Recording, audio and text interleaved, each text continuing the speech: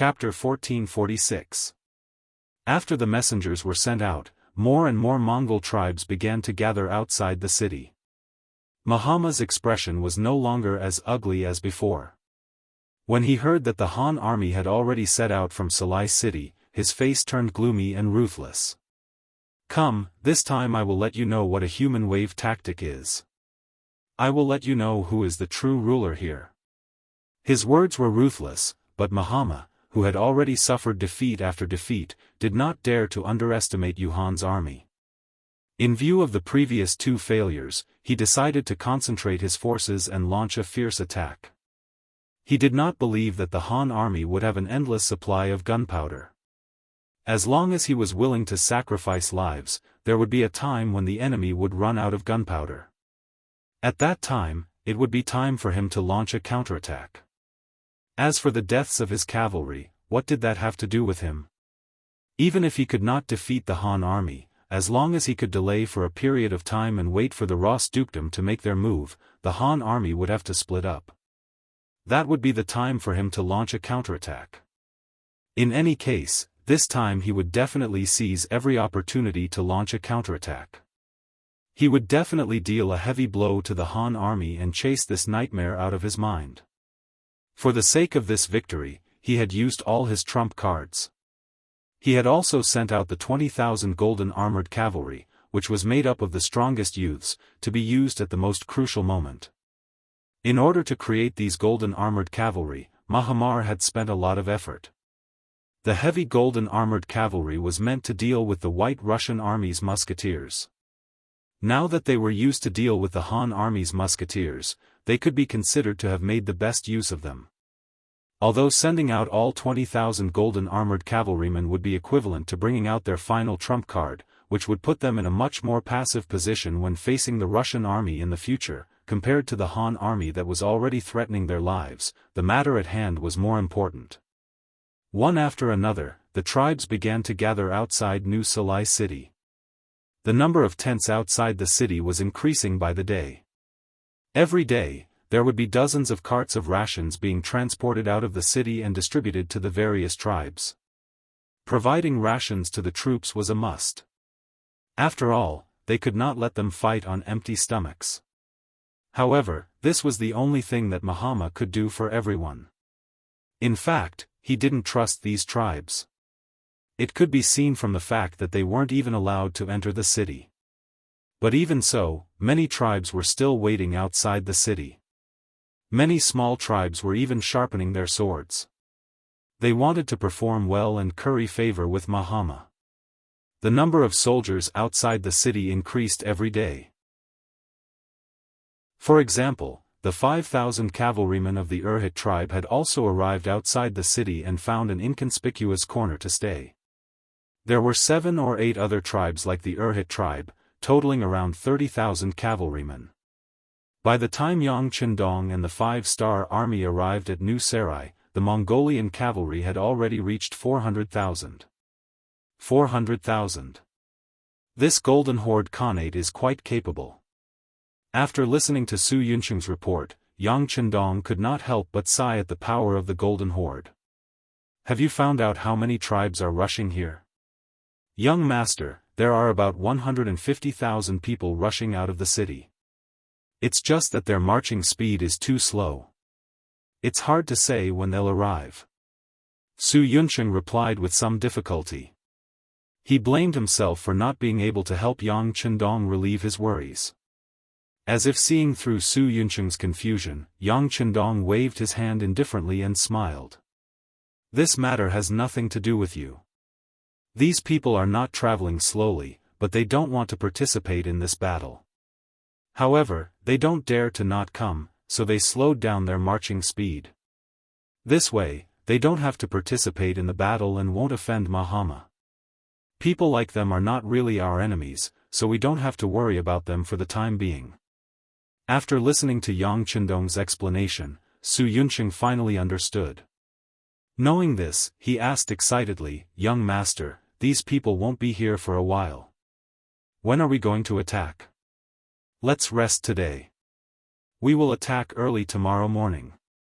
We want to defeat the enemy in front of everyone." We want to use their mouths to spread the word that the 5-star army is invincible. It will be a nightmare to be our enemy." When Yang Chendong said these words, his eyes revealed a strong sense of confidence. As the industrial system of Crimson City grew step by step, many problems with guns and cannons were solved. He could finally get rid of the need to rely on Datsang to fight. This made him very confident, and also allowed him to increase the pace and speed of unifying the world. "Yes, your subordinate will pass on the order."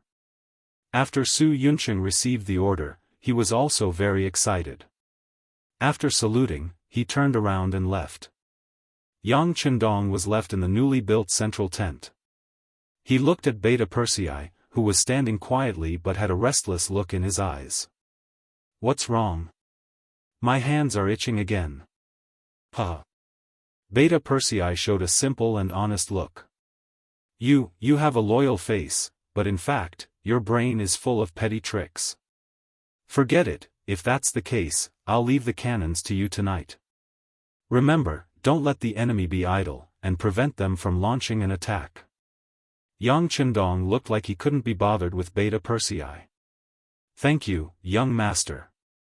Don't worry." Beta Persei smiled. He knew that this was the young master's way of compensating him. If there was a chance, he would take the opportunity to kill the enemy. How could he not grasp it? After agreeing, he quickly went out to make arrangements. It was not the first time Beta Persei commanded the artillery, and he was already familiar with it. When he arrived at the camp of the 2nd Cold Front Division's artillery regiment, the regiment commander, Lin Luan, ran out excitedly. As if they were familiar with each other, he immediately asked, "Second brother, is there a mission?" "Sixth Master has ordered that a battalion of men from your artillery regiment will cooperate with the work tonight. The rest of you should rest well. Tomorrow is the day of the big battle." Beta Persei patted Lin Luan's shoulder, as if this was just a small battle and the big battle was yet to come. But he completely forgot that in front of Yang Chendong, Beta Persei was much more excited than Lin Luan. "Okay, I'll accompany you tonight, second brother," Lin Luan said excitedly. "No, you have to rest well tonight. Tomorrow morning is the time for you to show your prowess." Beta Persei rejected him mercilessly. What a joke, he didn't want anyone to criticize him when he was commanding. Lin Luan's face immediately turned bitter. "Second brother, let me accompany you. Otherwise, you'll be bored." "It's not boring at all. The sound of the cannons rumbling, your second brother is energized when I hear it." "Okay, you should go and rest." Beta Persei waved his hand impatiently, then seemed to think of something and said, "Oh right, leave me more shells." Seeing that he could not stay, Lin Luan's face turned bitter. "Second brother, we still have to save some shells." "It's okay, I've already sent a telegram to Jianghu and asked him to arrange for more to be sent over. Just fire as much as you want." Beta Persei chuckled. It was true that he was Yang Chendong's subordinate, but he was also one of his people. Most of the time, his every move was monitored, and it was extremely difficult for him to pull any tricks. But for something as serious as a battle, there was no problem for him to use some connections to get more shells. Even if he reported it to the young master, he was not afraid. Beta Persei even mentioned Jianghu, and a smile appeared on Lin Luan's face again. With second brother's words, "I know what to do. Don't worry, there will be enough shells for tonight, hee." Lin Luan left satisfied and ordered his men to bring over a few more shells. Beta Persei was waiting for the sky to turn dark, waiting for the time to show off his power. Outside the city of New Sarai, many yurts were lit with smoke, and dinner was being prepared. The Han army had already set up camp 5 miles away, and they had also set up their military tents. Seeing that there would be a big battle tomorrow, everyone was seizing the time to rest. After all, for some people, tonight might be the last night of their lives. When the sky was completely dark, except for some troops in charge of night duty, most of the Mongolian soldiers went into their tents to rest. The time had finally come, and Beta Persei, who had been waiting impatiently for a long time, began to move the field artillery forward. Beta Persei's request was not high. He only wanted to push forward 1 mile. He wanted to ensure that the range of the field artillery could threaten more Mongolian soldiers. In order to cooperate with his actions, the new Second Army's 1st Division commander, Xiao Chao, led the cavalry to protect him. "Second brother, it's about time." Seeing that the artillery had already pushed forward more than 1 mile, and if they did not stop, they would probably reach the enemy camp. Xiao Chao finally could not help but ask. "Oh, then here it is." Beta Persei showed a simple and honest smile, scratched the back of his head, and directed the field artillery to begin to adjust the direction of the artillery fire, measure the ruler, and lock on to the target. Although it was night, the Mongolian army's every move was clearly seen by the Mongolian army. After seeing the other side continuously approaching them in the night, they first watched silently. When the distance between the two sides was less than 3 miles, they were already prepared to charge, and were prepared to summon their troops at any time. At this time, the Han army suddenly stopped. This allowed them to heave a sigh of relief, and they also wanted to see what the other side was going to do. The artillery was blocked by the cavalry of a division. After everything was adjusted, the cavalry moved aside, and the artillery finally appeared. The Mongolian scouts also saw it clearly. "Not good, it's artillery. Quick, inform the rear." When a scout finally saw the Han army's actions, his heart trembled. He did not expect the Han army to use artillery in the night, and he shouted in shock. Chapter 1447. It must be said that the Golden Horde also had some cannons. However, compared to them, there were very few of them and their range was very short. Because of that, they did not dare to take the risk of using them in the dark. What if they were destroyed by the Han cavalry? On this point, the 5-star army did not have so many misgivings. Be it in terms of range or numbers, they were willing to take the risk. They also had the strength to take the risk. After all, there was still a regiment of cold vanguard soldiers mixed in with the 1st Regiment. The 2nd Regiment commander, Zhong Guanquan, was afraid that the enemy would not come. The cavalry dodged to the sides, and under Beta Persei's orders, the cannons began to fire towards the Mongolian camp.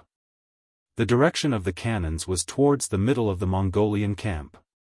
That was where most of the enemies were gathered, and they were also the ones who supported the Great Khan.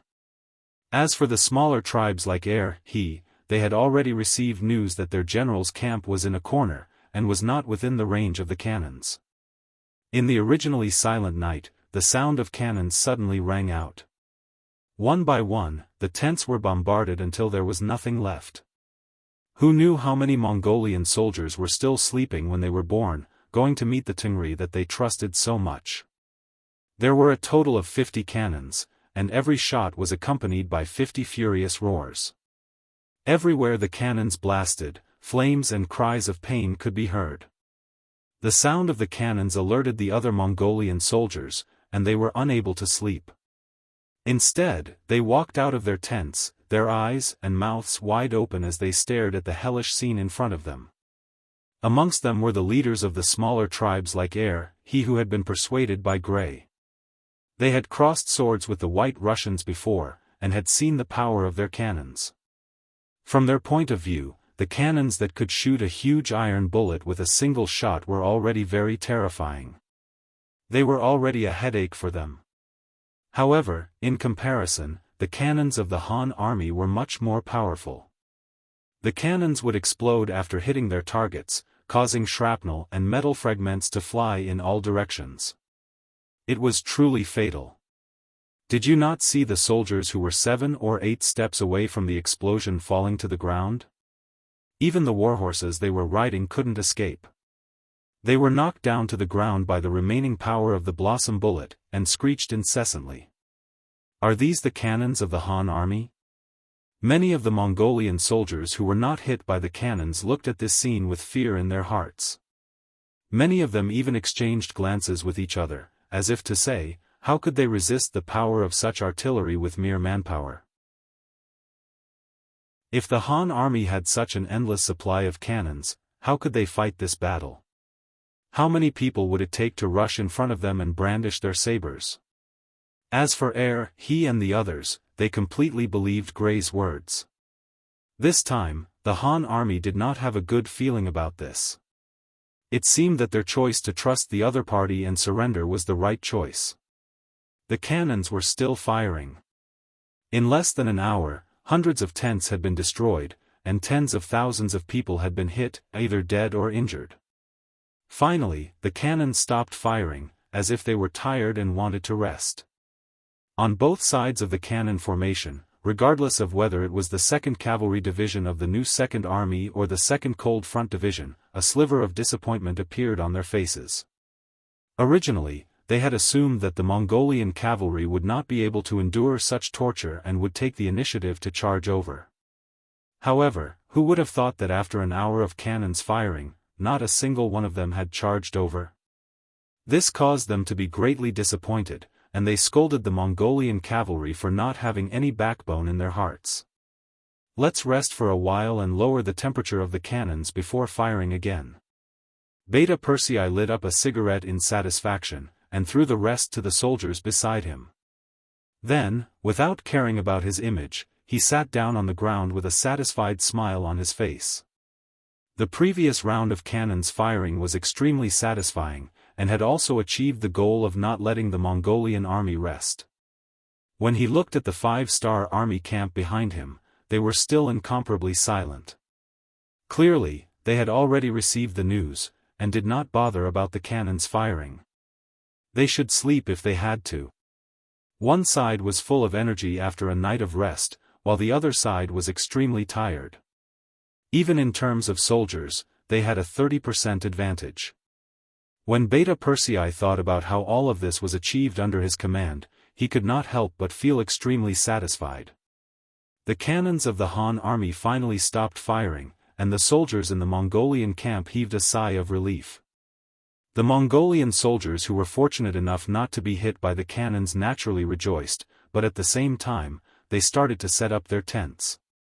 There was still a huge battle tomorrow, and they still needed to rest. However, it was a pity that the area in front of the city gates could not be used anymore. That area was filled with craters caused by the cannons, and the ground was also covered in blood. Furthermore, there were corpses everywhere, and the stench was extremely strong. They could not stay there any longer. There was not enough space, so they could only move to the sides. Using this chance, the tribes also moved their tents, moving to the sides. Their actions were ridiculed by the other Mongol tribes, while the tribes loyal to Muhammad took the opportunity to occupy those places for their army to set up camp. On the city walls of New Salai city, Prince Bola saw all of this, and his expression was extremely solemn. We can't go on like this. Who knows if the Han army will use their cannons again? Just in case, we need to be prepared. Where's Hulahan? I order you to lead the 5,000 cavalry and prepare to charge. The moment the Han army uses their cannons again, charge up without caring about the cost and destroy them.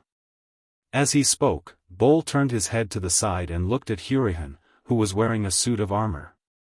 Bola looked down on Hulahan in his heart. He was just a dog that had lost his home because of the Han army.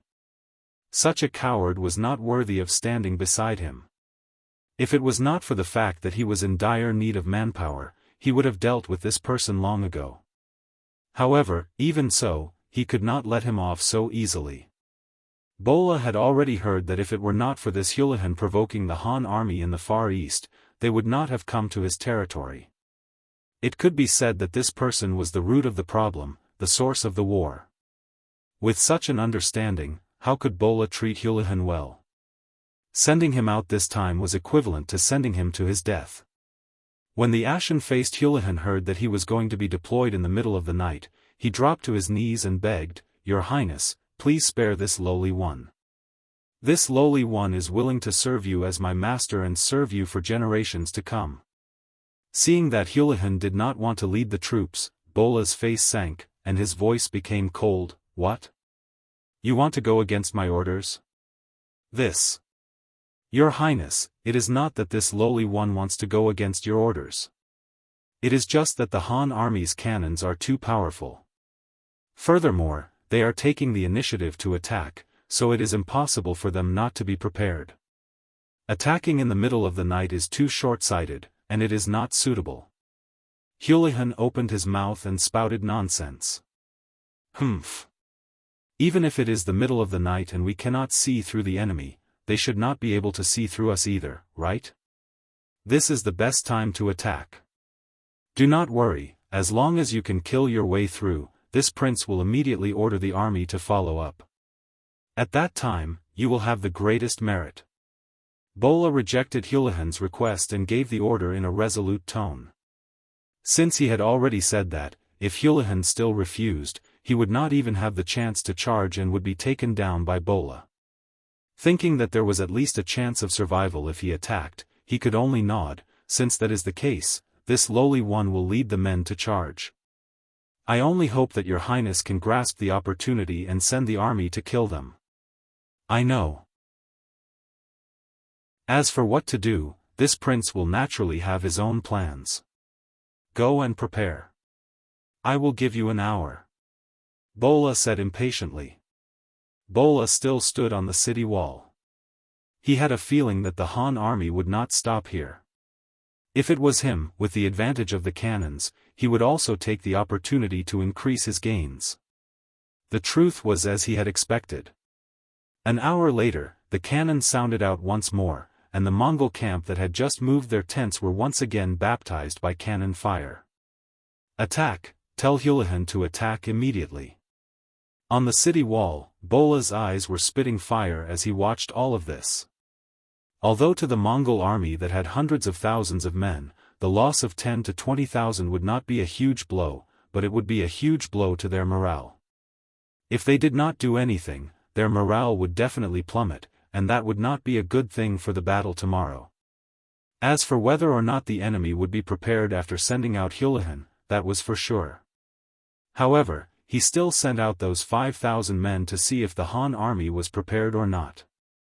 Once he found an opportunity, he would not hesitate and would immediately give the order for the army to attack. On the other hand, if there was no opportunity, he would just sacrifice Houlihan's 5,000 cavalry. Those were not his own men, so what if they died? The city gates opened, and Houlihan led his 5,000 cavalry to charge out. The battle cries were especially ear-piercing in the night. Houlihan still had some brains. After he received the order, he immediately went to his camp and called for his subordinates to pass on Bola's orders. Brothers, it wasn't easy for this general to obtain this opportunity to render meritorious service. As long as we can charge out tonight and destroy the cannons of the Han army, it will be a great merit. In the future, endless wealth awaits us. What about the future? It all depends on tonight. I'm willing to be the vanguard and obtain the greatest merit.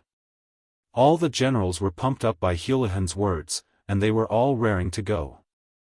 They could not wait to charge out of the city and charge towards the cannons. Chapter 1448. Thus, the moment the city gates opened, the 5,000 cavalrymen charged out of the city. However, the moment they stepped out of the city, they saw flames and cries of agony everywhere. It was as if a basin of cold water had been poured over their heads, causing fear to rise in the hearts of the cavalry who had originally vowed solemnly to fear. Previously, they were all in the city. Although they could hear the sound of the cannons, it was only hearsay. They did not see it with their own eyes. However, now that they saw the destruction of the city with their own eyes, they were afraid. Their horses were also afraid. They neighed continuously and did not dare to move forward. Charge! The military order is in front of us. There is no way back. Only by charging forward can we survive. Those who do well will be rewarded. Charge! Although Houlihan was prepared for this, his expression was unsightly, but his tone was still firm. He knew that if he didn't even have the courage to rush out now, Bo-Rar would probably hang his corpse on the city gate tower for disobeying orders. Houlihan shouted as he took the lead and rushed out. The power of an example was endless. With the help of the light from the cannons, the army saw that even their former Khan, who was now their general, was the first to charge out. Everyone was encouraged and at the same time, they continued to shout and charge forward. At the 5-star army's cannons, the sounds of battle could be heard. Both Li Jun and Zhong Guangquan stood up excitedly. First, they listened attentively. Then, they thought of something and their eyes lit up. They're here. The enemy is finally here. Ha ha ha, soldiers of the Cold Vanguard, check your guns and prepare for battle. Zhong Guangquan laughed loudly. Cavalrymen, prepare to charge as well. Li Jun turned around and gave orders to the other commanders. Then, he walked over to Zhong Guangquan with a sneaky smile. Commander Zhong, please show mercy. You must leave some soup for us cavalry brothers. No problem, no problem. We are only responsible for the enemy cavalry within 100 steps. Once they enter this range, it will be your cavalry's turn. How about it? Zhong Guangquan agreed generously. Thank you, thank you. Li Jun thanked him profusely and turned around to make the arrangements. Zhong Guangquan looked at the battalion commanders beside him and said, "You all heard what I said just now. The rest will depend on your performance. Try your best to eliminate all the enemies from 100 steps away." Yes. The battalion commanders hurriedly agreed, and then returned to their respective camps to give out battle orders. At this moment, Houlihan was leading 5,000 cavalry over from the 5-star army cannon formation. There was a distance of 6 to 7 kilometers between the city gate and the cannon formation, but for the elite cavalry, it would only take the time it took to brew a cup of tea to reach it. With the continuous running, the speed of the cavalry was also at its best. At this time, the cavalry only needed to hold the scimitar in their hands to easily chop off the head of the enemy. This was the strength of the cavalry. However, that was only possible if the cavalry could reach the enemy. When the Cold Vanguard warriors fired the first shot from 400 steps away, this seemingly simple mission became an impossible one. Da-da-da. Da-da-da-da. In the darkness of the night, it was impossible to see how many enemies there were, and it was impossible to accurately determine the enemy's position. At this moment, the light and heavy machine guns displayed their advantage. Bullets flew forward like raindrops. Under the blanket attack, one after another, the cavalrymen from afar were hit. They either fell off their horses or fell to the ground with their horses. Houlihan had already slowed down not long after he started charging, intentionally falling behind. He had fought the 5-star army more than once, so he knew better than any of the Mongolian soldiers how strong the enemy was. Because of this, he knew better than anyone else the difficulty of the mission. He hid at the back because he wanted to act according to the situation. If they really charged in front of the 5-star army and made a contribution, he would stand out and take the credit. On the other hand, if things went wrong, he would find an opportunity to escape. Although this would incur the wrath of Bola, it was nothing compared to staying alive. Houlihan's idea was good, but he neglected one point, which was the power of the 5-star army's guns. They weren't using the guns that the Russians bought from the West. They weren't the kind that could only hit iron balls and had limited range. They were using the Type 95, which was 500 years ahead of the current era. The current Crimson City could already replicate the Type 95 after many years of development. As for the bullets, they were already successfully manufactured and used in the army. Facing such a powerful gun, if you used the old way of thinking to deal with it, you would have doomed Houlihan to a tragic end. Especially when he underestimated the fighting spirit of the 5-star army and their determination to destroy them. That was equivalent to destroying his last hope. Under the continuous firing of the light and heavy machine guns, squad machine guns and the Type 95, the charging Mongol cavalry fell one after another on their way forward. None of them were able to get within 100 steps of the enemy. While this greatly damaged the enemy, it also made Commander Li anxious. He originally thought that in the darkness, no matter how elite the Cold Front warriors were, they wouldn't be able to destroy the enemy and he would have a chance to act. But now it seemed that he had miscalculated. Since that was the case, he decided that he couldn't wait any longer.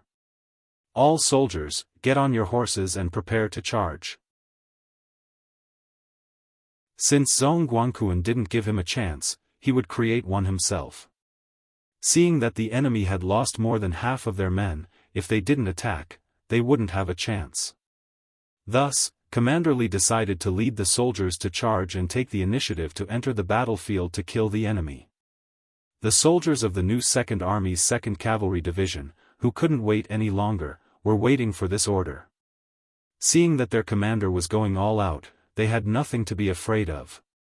After receiving the order, they quickly rushed out and went straight to the center of the battlefield.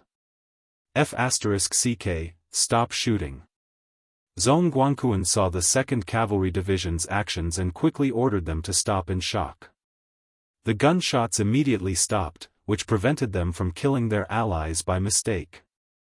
Although the gunshots had stopped, Zhong Guangquan jumped up and walked to Yang, who had just stopped the bombardment, with a bitter look on his face. "Second brother, look, some people don't care about martial ethics."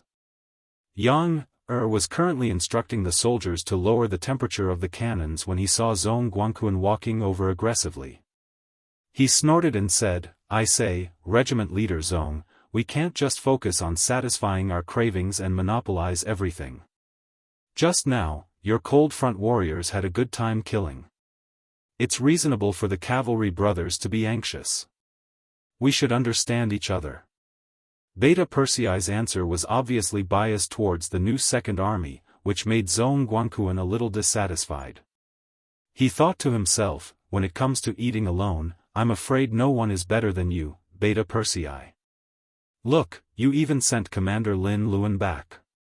But he didn't dare to say these words out loud. If he really offended Beta Persei, even their commander, Xiao Feng, wouldn't be able to protect him. Zhong Guangquan didn't say anything. Beta Persei's purpose of suppressing their momentum had been achieved, so he said like a good old man, "Okay, when Commander Li comes back later, I'll talk to him. Your Cold Front warriors performed very well this time. I'll report to the young master later. But remember to guard against arrogance and rashness. You have to know that a big reason for your excellence is the advanced firearms in your hands, understand?" It was precisely because the Cold Front warriors had mastered the most advanced firearms that they had such powerful combat power. But when they won so many battles, they seemed to think that they represented powerful combat power. Yang Qindong had mentioned this to the Cold Front warriors more than once. Beta Persei did this because he was following Yang Qindong's orders.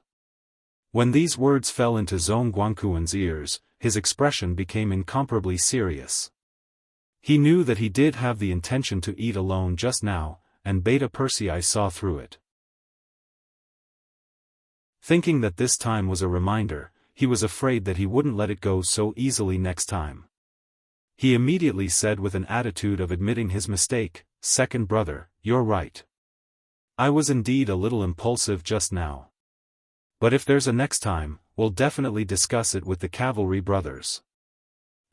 This attitude is needed." Beta Persei's expression became much better, and he nodded in satisfaction. The gunshots stopped, and the Mongolian cavalry who were lying prone on their horses felt the pressure on them lessen. The people in front were either dead or charging forward. Houlihan, who was hiding at the back, had a look of joy in his eyes. It must be that the Han army's firearms ran out of ammunition. Houlihan thought to himself. Wasn't this where his opportunity lied? He immediately got up from his horse and shouted, "Brothers, the Han army's firearms are out of gunpowder. This is the time for us to perform meritorious deeds. Charge!" Those cavalrymen who were scared out of their wits were originally in a daze, but when they heard their generals shout, they were all overjoyed. Didn't they persevere until now to perform meritorious deeds? Now that the opportunity had come, who would think of letting it go? Everyone immediately sat on their horses and waved their sabers, shouting and yelling once again. However, what welcomed them was not silence, but a stampede that shook the mountains. With Division Commander Li at the lead, more than 8,000 cavalrymen charged forward. Each of them held their breath and charged forward. The soldiers of the 2nd Cold Front Division had their fill, but how could the cavalrymen who became spectators be satisfied? Seeing other people perform meritorious deeds, they were also itching to perform. Finally, the division commander toughened up and gave the order to charge. Which soldier did not rush forward, afraid that if they were a step late, they would not be able to perform any meritorious deeds? Close to 10,000 cavalrymen, their morale was high, and their killing intent was heavy. The moment they clashed with the Mongolian cavalry, they swept through them. They held divine sabers in their hands, which were not only sharp, but also tough. The soldiers of the 5-star army roared as they charged forward. As they waved their sabers, the war horses crossed each other, and the Mongol cavalrymen were sliced in half. Their horses fell to the ground one after another, letting out a neigh before they died.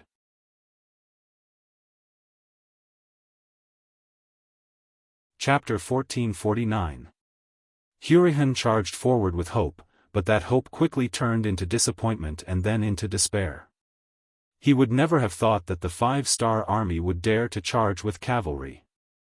At this moment, he finally felt that there was no path to heaven and no door to hell.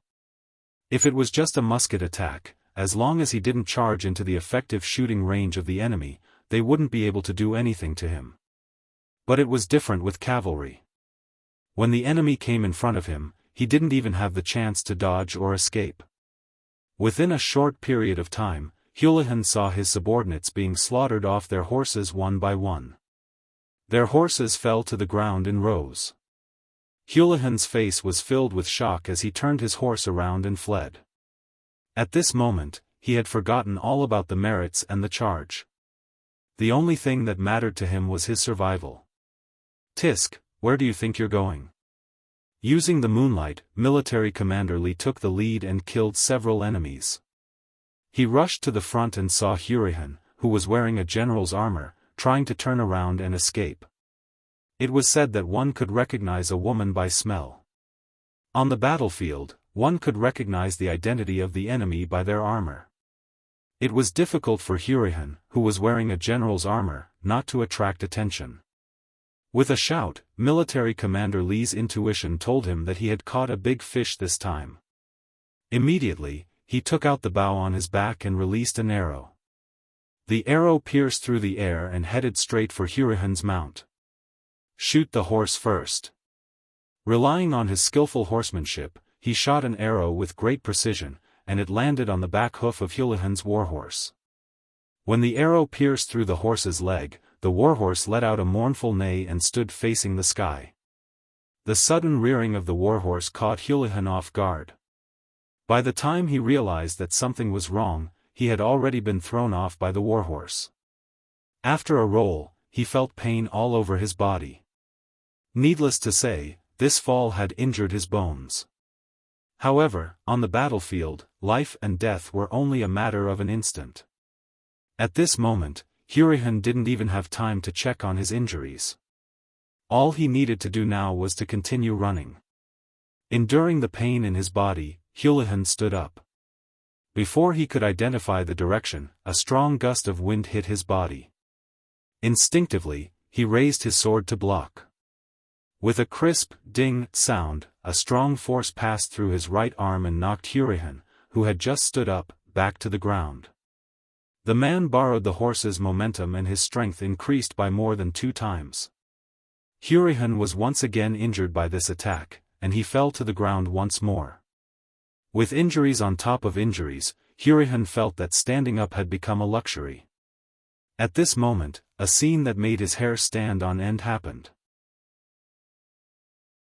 The warhorse that had just chopped him down had turned around and charged towards him once again. Hurrihan cursed in his heart and gathered all his strength to crawl on the ground as quickly as he could. At this moment, there was only one voice in his mind, and that was to escape. Even if he had to crawl, he had to escape. With a chi-la sound, Hurrihan felt a sudden pain behind him. The strength that he had just gathered in his body dissipated. Feeling that the horse on him had been chopped in half and hot blood was flowing from its back, Hurrihan's eyes finally revealed a look of despair. At this moment, the scene of him leading his troops into the far eastern region of Al City unknowingly appeared in his mind. Thinking back to that time, how glorious was he! He never showed mercy to his opponents and killed as he pleased. How long had it been and this scene was about to happen to him?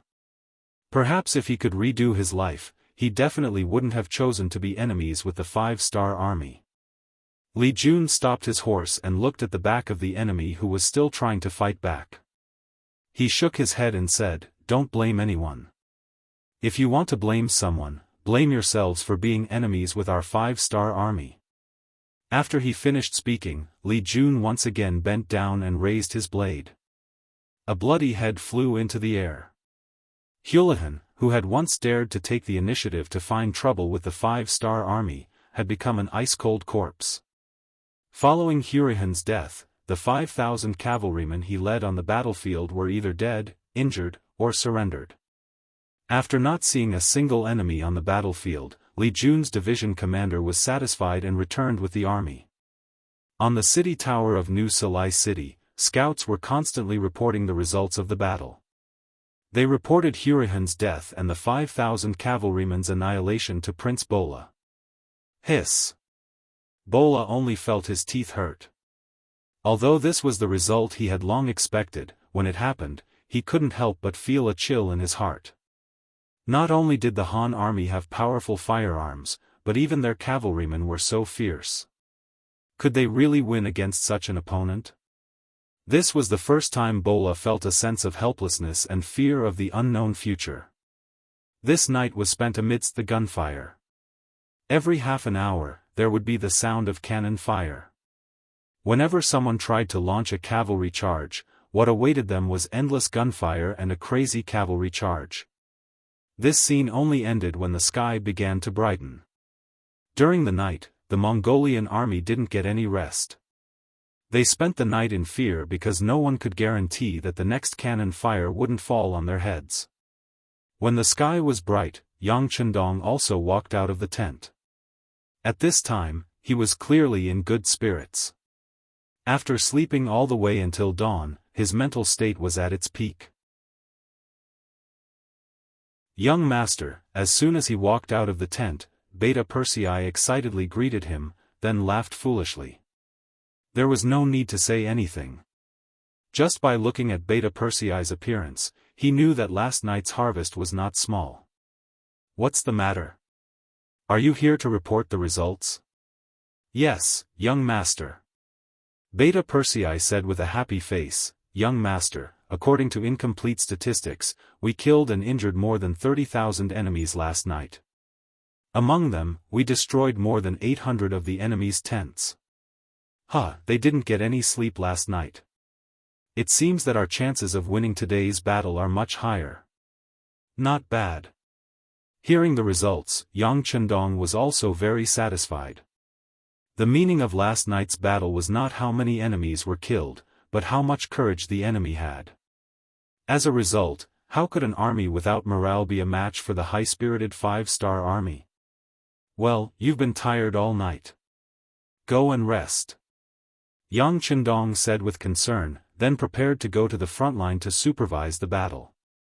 No, young master, I'm not tired. Beta Persei shook his head vigorously. They were facing a battle with hundreds of thousands of people today. How could he miss out on such an occasion? As for not resting for a night, it was really nothing for people like them who lived on the battlefield all year round. Seeing that Beta Persei wanted to continue to fight, Yang Chendong had no intention of stopping him. There were some things that even if he spoke, he could stop the other party's actions, but he could not stop the other party's anxious heart. If that was the case, it was better to let Beta Persei continue to fight. Okay, if that's the case, you continue to take care of the artillery regiment. Oh right, those 8 mortars, get ready and wait for orders. See if you can shoot down a big guy. Beta Persei, who had long been used to commanding artillery, immediately agreed with a smile. Young master, you're good, ha ha ha. The sky was bright, and Bola also let out a long sigh of relief. Although he didn't have much confidence in winning the upcoming battle, at least they could fight back during the day. With their superior military strength, even if they exchanged 1 for 2, or even 3, they would still be able to fight back. There was no need to continue to be beaten up. Bola's idea was to fight with the Han army in the open. He had already thought of a countermeasure during the night and continued to charge. He wanted to see how much gunpowder the Han army had and how long they could last. For this reason, he had already ordered people to invite the tribal leaders.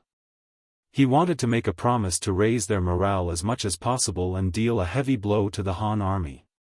Once both sides started to suffer heavy casualties, he did not believe that the Han army would not retreat. He did not believe that the Han army would be able to hold their ground after coming so far, and with the Ross principalities behind them, he did not believe that the Han army would be able to hold their ground. Once they retreated, it would be time for him to lead his army and attack. At that time, it would not be difficult to reclaim all the lost land. More importantly, once he defeated the Han army, he would have the other side's firearms. In this way, the White Russian army would have nothing to fear. At that time, the Golden Horde would regain its glory. At that time, once he gave the order, it would not be impossible for him to regain the prestige of his ancestors. In the camp of the 5-star army, the soldiers were eating breakfast. Yang Qingdong would never mistreat his soldiers in terms of food, drink, and clothing. They had even sold their lives to him, so wasn't it natural for him to improve their quality of life? For this reason, he took out the canned meat that was provided to the 5-star army and gave it to each of the Mongolian cavalry who had just joined. Fortunately, there were steam engines, lathes, and production lines now. Many provinces and regions had begun to encourage the people to raise poultry in large quantities. The government would take care of the unsold poultry. In this way, the raw meat and meat processing could keep up. There were more and more military rations like this, enough to meet the needs of the army. Otherwise, just in terms of food alone, the needs of hundreds of thousands of people on an expedition would be enough to give people a headache. The Mongolian cavalry ate the canned meat in their hands with a satisfied smile on their faces. They had never seen such things even in their dreams. Now that they had enough, it was a happy thing. Perhaps they had never been treated like this before. Some of the Mongolian soldiers were secretly hiding food.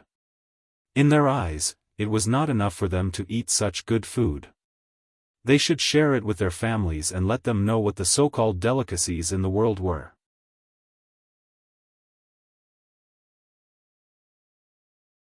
Chapter 1450. He had already expected something like this to happen. He also knew that people who were used to living a hard life valued food. Yang Qingdong had already given the relevant orders. When the commander of the new Second Army saw the scene of people hiding food in the camp, he sighed and walked towards a temporary platform in the camp. As he walked, his expression was still unsightly. Various factions often appeared in the grasslands. This leader, that big man, that big man. They were either brave, cunning, or living in a balance. However, no matter which leader they were, they did not change the fact that they had to solve the problem of food and clothing for their people. On the grasslands, the more they fought, the poorer they became.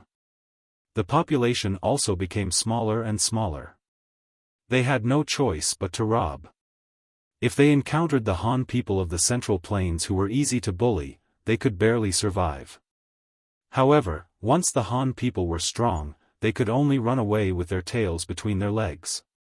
Thinking about it, how sad was that? Since that was the case, why not follow the sixth young master? Although he was not a Mongolian, he was the only one who could let the Mongolian people eat and not starve. He could let the Mongolian people wear clothes and not suffer from the cold. He could also let the Mongolian people live in the city and have something to do. They did not need to live a life of bloodshed.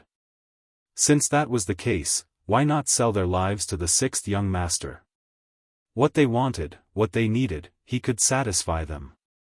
He was not like some people who insisted on the meaning of the golden bloodline. Could it be that with such a bloodline, they could live a better life?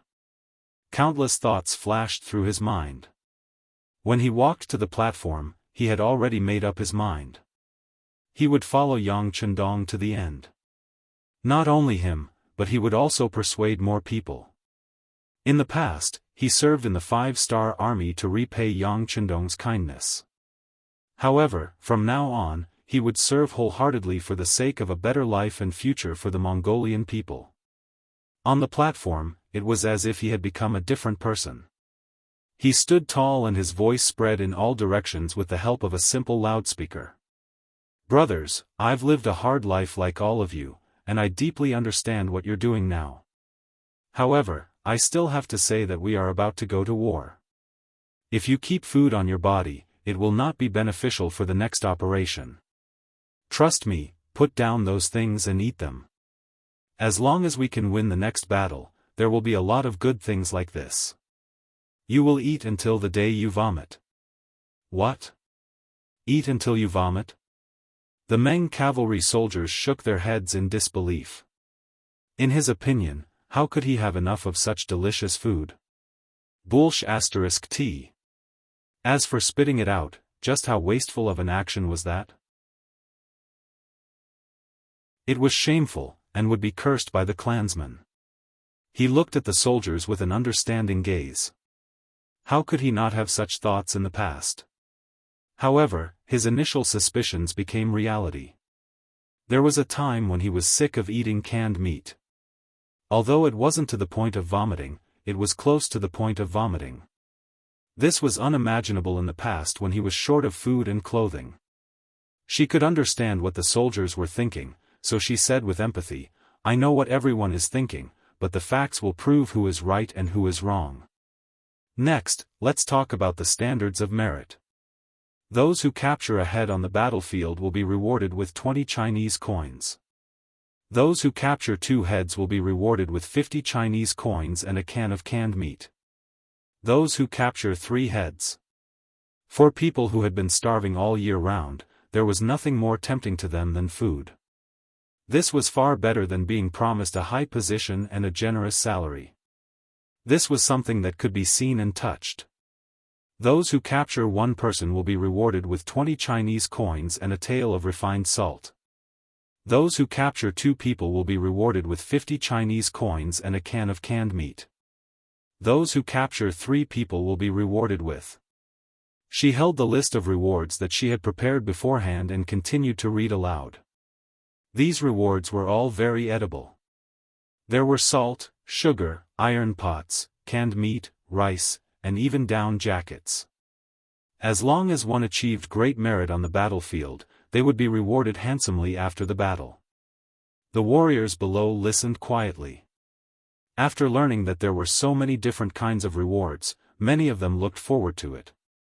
Some of them even started to consider whether they should kill or capture more people in the upcoming battle. It seemed like the reward for capturing people alive was much better. The 100,000 Meng soldiers who had just been incorporated and had not had time to reorganize were motivated just like that. There was no need to do any ideological work, nor was there any need to hold a meeting to reminisce about the past. All they needed to do was to take out the rewards and place them together for the soldiers to see. This was already a great stimulation. When the rewards were placed in front of them, and there were quite a few of them, all of the soldiers were moved. They all looked at the items that they needed and thought about how to perform in the upcoming battle to achieve their goals. This was the power of capital.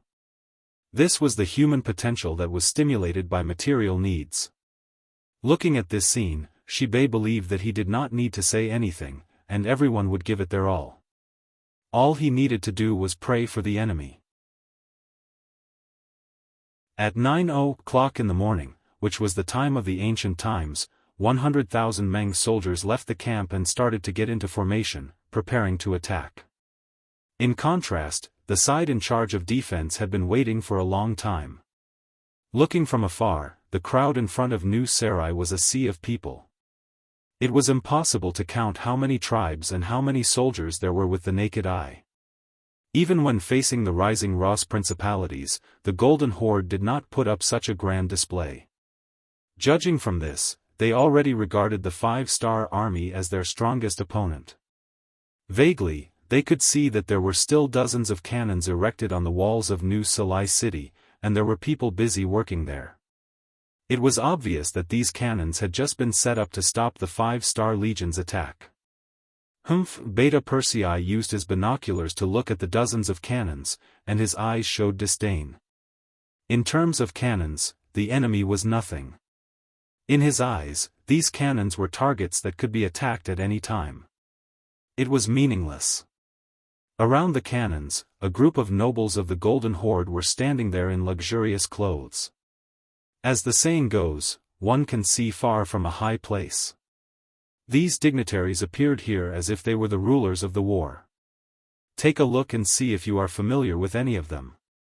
Yang Chendong also noticed the changes on the city tower, and handed the binoculars to General Gray, who had just finished persuading the nobles.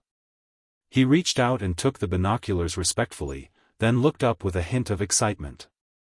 He had heard of this divine tool that could easily see thousands of meters away, but this was the first time he used it. He could not help but feel excited and nervous. It took him a while to familiarize himself with the use of the binoculars. When he looked up at the city wall, he quickly said excitedly, "I see it, I see it. The Khan is on the city tower." Ohama? When he heard the Khan's voice, Yang Chendong was also interested. "Yes, it's Ohama." Gray's face was a little red, and he was a little embarrassed. He had forgotten that he was no longer a member of the Golden Horde. He had just said the Khan out of habit. Very good.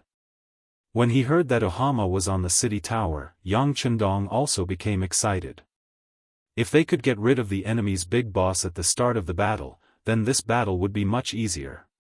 He estimated that the Khan was at least 6 miles away. Muskets would definitely not be able to hit him. Even if field cannons could hit him, their power would inevitably be limited.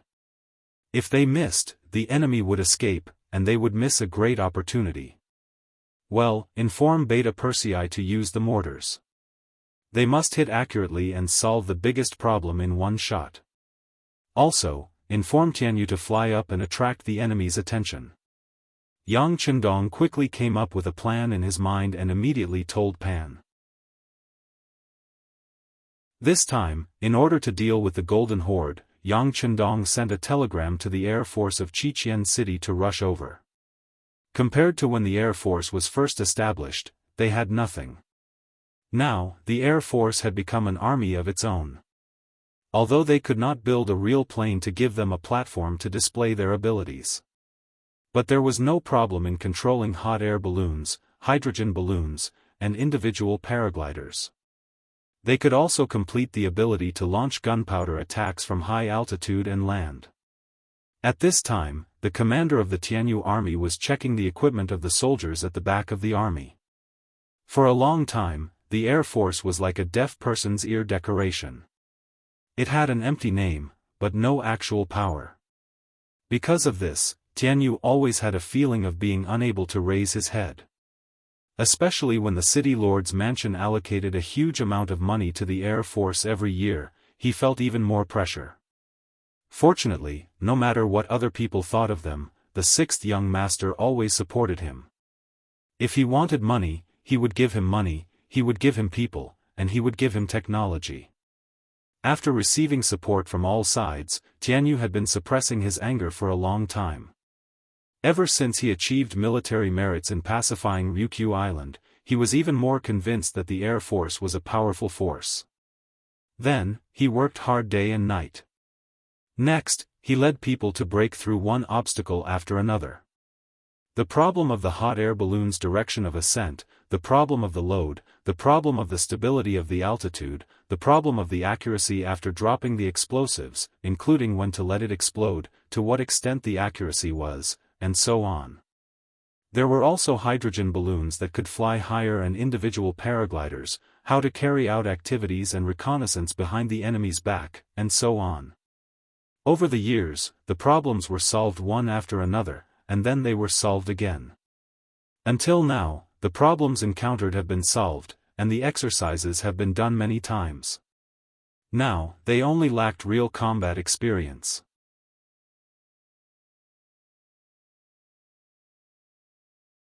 Chapter 1451. Now, the opportunity was here. How could Tianyu not be excited? If he didn't need to command from the ground, he would have already ascended with the hot air balloons. Even so, he still walked to the division commander, who was also the leading officer, Sun Lixing. Division Commander Sun, this time, whether or not our air force can make a name for ourselves, it's all up to you. Do you have any questions? I promise to complete the mission. Sun Lixing wasn't tall, and his body was thin. But his overall balance was very good, and most importantly, he wasn't afraid of heights. There was an experiment where when the hydrogen balloon ascended to more than 1,000 meters, he could still remain calm, as if he was on land. This kind of psychological quality was tailor-made for air, so his military rank rose again and again.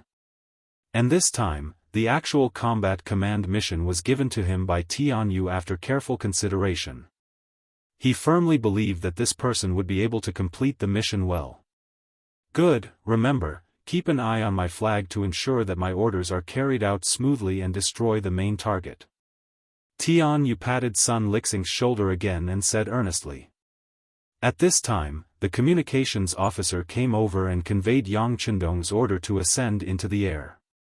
Tianyu thought to himself, here it comes. Next, he looked at the spectacular scene of 50 hot air balloons ascending into the air. The 5-star army decided to use the hot air balloons, which was one of Yang Qindong's trump cards. The range of the mortars was only about 13 miles. Compared to his target, it was still too far away. Although there were more powerful cannons in the warehouse, Yang Qindong didn't intend to use them. He believed that with his current strength, it was enough to defeat the Golden Horde. Yang Qindong was prepared, and the Golden Horde certainly wouldn't passively take a beating.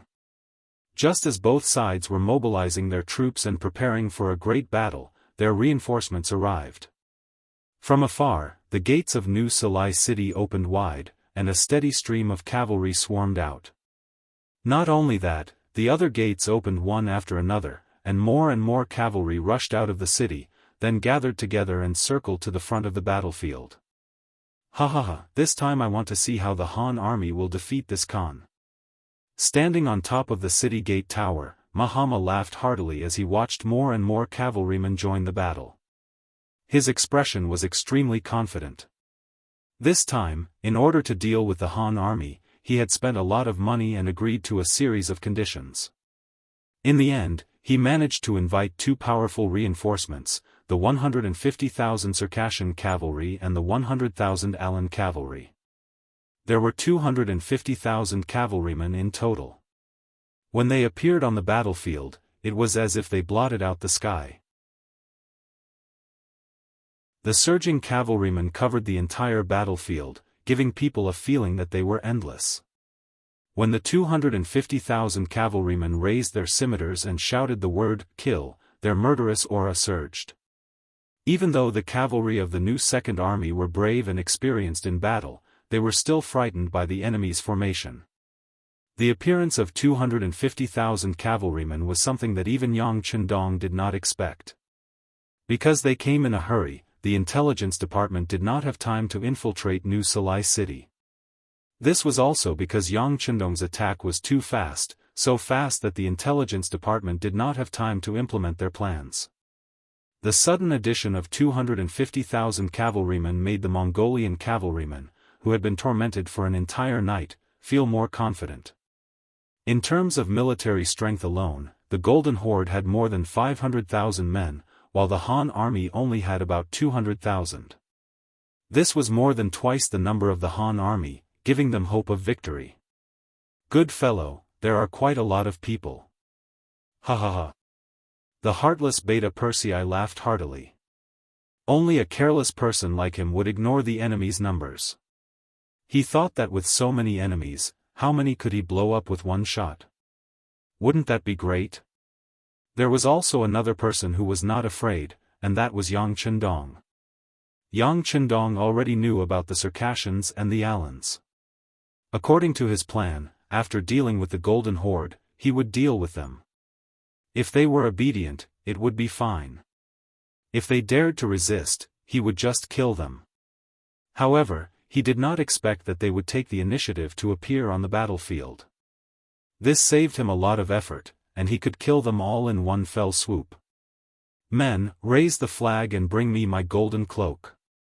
Yang Chendong's eyes were calm as he said calmly. What he wanted to do was simple. He wanted to stand on the front line and let all the soldiers see him at any time to encourage their determination to fight. As long as his flag did not fall, the soldiers' mental support would be there. This way, they could win this battle. With 200,000 against nearly 600,000 enemies, even if Yang Chendong had firearms in hand, he couldn't have the slightest carelessness. He was no longer a rookie on the battlefield. On the contrary, as the god of war who had lived 2 lives, he knew very well that once the army's morale collapsed, they would be defeated like a landslide. When that time came, even the most powerful firearms in one's hands would be useless.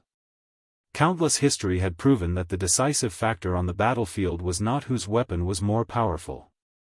In the end, it still depended on the person holding the weapon. Otherwise, there would not have been a victory against the M and C, and there would not have been the birth and emergence of a new Z country. The bigger the battle, the more important morale was. In order to boost morale, Yang Chendong rode on the white dragon with a golden cloak draped over his body. At this time, he stood in the middle of the army like a god descending from the heavens. When his eyes casually swept across the troops in his camp, the soldiers in his line of sight all straightened their bodies and held their heads high. They wanted to show their best side to their king. They wanted to use practical actions to prove that they were the best. When the flag was raised, the soldiers of the 5-star army saw it clearly. As the enemy, the soldiers of the Golden Horde also saw it clearly. Mahama and the others on the city gate tower also saw it clearly. Ha ha ha, are they trying to show their determination? If so, who doesn't know how to do it? "Men, raise the Khan flag," Mahama said, not to be outdone. He also wanted to show his determination. In terms of courage, he was not inferior to anyone. Because the blood of the Golden Horde flowed in his body, he was the noblest existence. After receiving the order, a Khan flag with the totem of a wolf's head was raised on the city wall. This scene was seen by even more soldiers of the Golden Horde. Immediately, a loud roar rose into the sky. "Kill! Kill! Kill!" The sound of killing shook the sky. This was also a sign that the war was about to begin. It could be imagined that soon, this place would become a purgatory on earth. Soon, rivers of blood would flow. "Hey, look! What's that?" Because of the appearance of the Khan flag, the morale of the soldiers of the Golden Horde was extremely high. Suddenly, one white dot after another appeared in the sky in their line of sight. After that, the white dot seemed to be slowly approaching them. The Mongolian cavalry had never seen or even heard of hot air balloons. When they saw the air force of the 5-star army for the first time, they were puzzled, confused, and then excited. The Mongolians believed in Tengri, just like the Han people believed in Buddhism. In their hearts, Tengri was undoubtedly the most sacred existence. Every person in power would use this belief to invite the great shaman to perform a ritual to prove that they were chosen by Tengri. Only then could they win the hearts of the people and obtain power. But all of this was just empty talk from the great shaman. As for what the real Tengri was like, no one knew. Everyone only had a rough idea in their hearts. Tengri had the word Tian in its name, so it should be high up in the sky. Now, the appearance of the hot air balloons was like the manifestation of Tengri's spirit. It gave people a feeling of unattainable height, as if a miracle had appeared. Heavens, it must be Tengri's spirit. There were devout believers in the crowd. When they saw the white dot getting closer and closer to them, they could not help but dismount from their horses and kneel on the ground, kowtowing 3 times and kowtowing 9 times. With someone leading the charge, more and more Mongolian cavaliers began to imitate him. They knelt on the ground and shouted, "Long live Tengri!" At the same time, they also voiced out the thoughts that they had thought about many times in their hearts, hoping that they could use this chance to make it come true. On the city gate tower, Mahama also saw this scene. Compared to the people below, his mind was much clearer. He knew that the so-called Tengri was the belief of the people above, and it did not really exist. Otherwise, why hadn't any of his ancestors seen it before? Why had they not even heard of it? He knew that this was not Tengri, but seeing that the soldiers had chosen to believe, he decided to use this to his advantage. He quickly made a decision and knelt on the ground. At the same time, he shouted, "Thank you Tengri for coming to support us." He saw the shamelessness of the Han people and came to help us. Using the power of belief, he had successfully gathered the hearts of the people. With this shout, everyone was enlightened. So Tengri's spirit is here to help us. Ha ha ha, since that's the case, what is there to be afraid of? We will definitely win this battle. More and more people knelt on the ground with a devout expression. Even he and the others who were dissatisfied with Mahama also knelt on the ground. There was another voice in their hearts. Could it be that the people of the Golden Family were really the children of Tengri? If that was the case, wouldn't betraying Mahama be the same as betraying Tengri? Did I do something wrong? The appearance of the hot air balloons caused a trace of chaos on the originally tense battlefield. It also diluted the killing intent. Everyone's eyes were focused on the direction of the hot air balloons. Even the 100,000 Meng soldiers who had just surrendered were getting restless at this moment.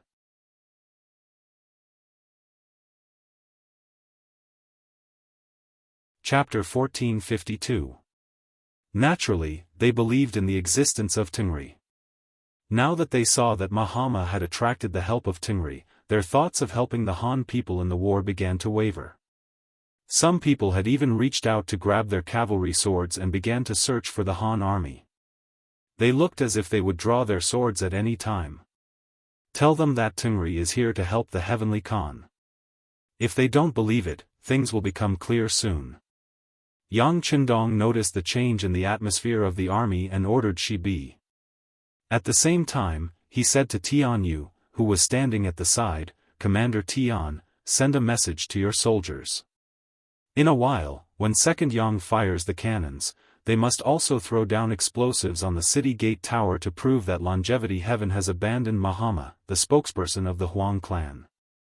There were many ways to defeat the enemy, and one of them was to destroy the opponent's will.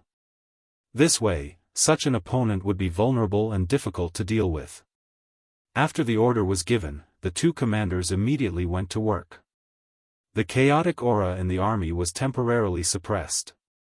In the end, who was right would depend on the final choice of the white dots. In front of the artillery base, 200 field cannons were ready to fire. 8 mortars were also placed on the ground. Beta Persei led everyone to do a final inspection. "Second brother, you must be tired after a busy night. Why don't you take a seat and rest for a while?" Lin Luan looked at Beta Persei with a bitter face. Although he was begging, he was actually asking for his boss's opinion in his heart. They had agreed last night that the night battle would be handed over to Beta Persei, and he would command the battle during the day. But who would have thought that the other party would be so shameless as to snatch the command during the day? What was the use of him as the artillery commander? Yang didn't even turn his head as he carefully inspected the last mortar. When he didn't find any problems, he said, "Captain Lin, I know you have something to say, but this is an order from the young master. I don't dare to disobey it." This. Seeing that Beta Persei had even brought up Yang Chendong, what else could Lin Luan say? Even if he had 1,000 things to say, he could only hold it in. Seeing that Lin Luan was no longer speaking, Beta Persei knew that he was still angry, but he couldn't vent it out. Thinking that it wouldn't be good to dispel Lin Luan's enthusiasm, he thought for a while and said, "How about this, a total of 208 cannons, each of us will command half of them. In the end, we'll see who has more glorious results. How about that?" Although he couldn't command all of them, getting half of them was already a pretty good result. Lin Luan agreed after a brief consideration. "That's good. In a while, when we bombard New Sarai City, we'll each fire a shot first. Let's see whose shot is more accurate." "Sure."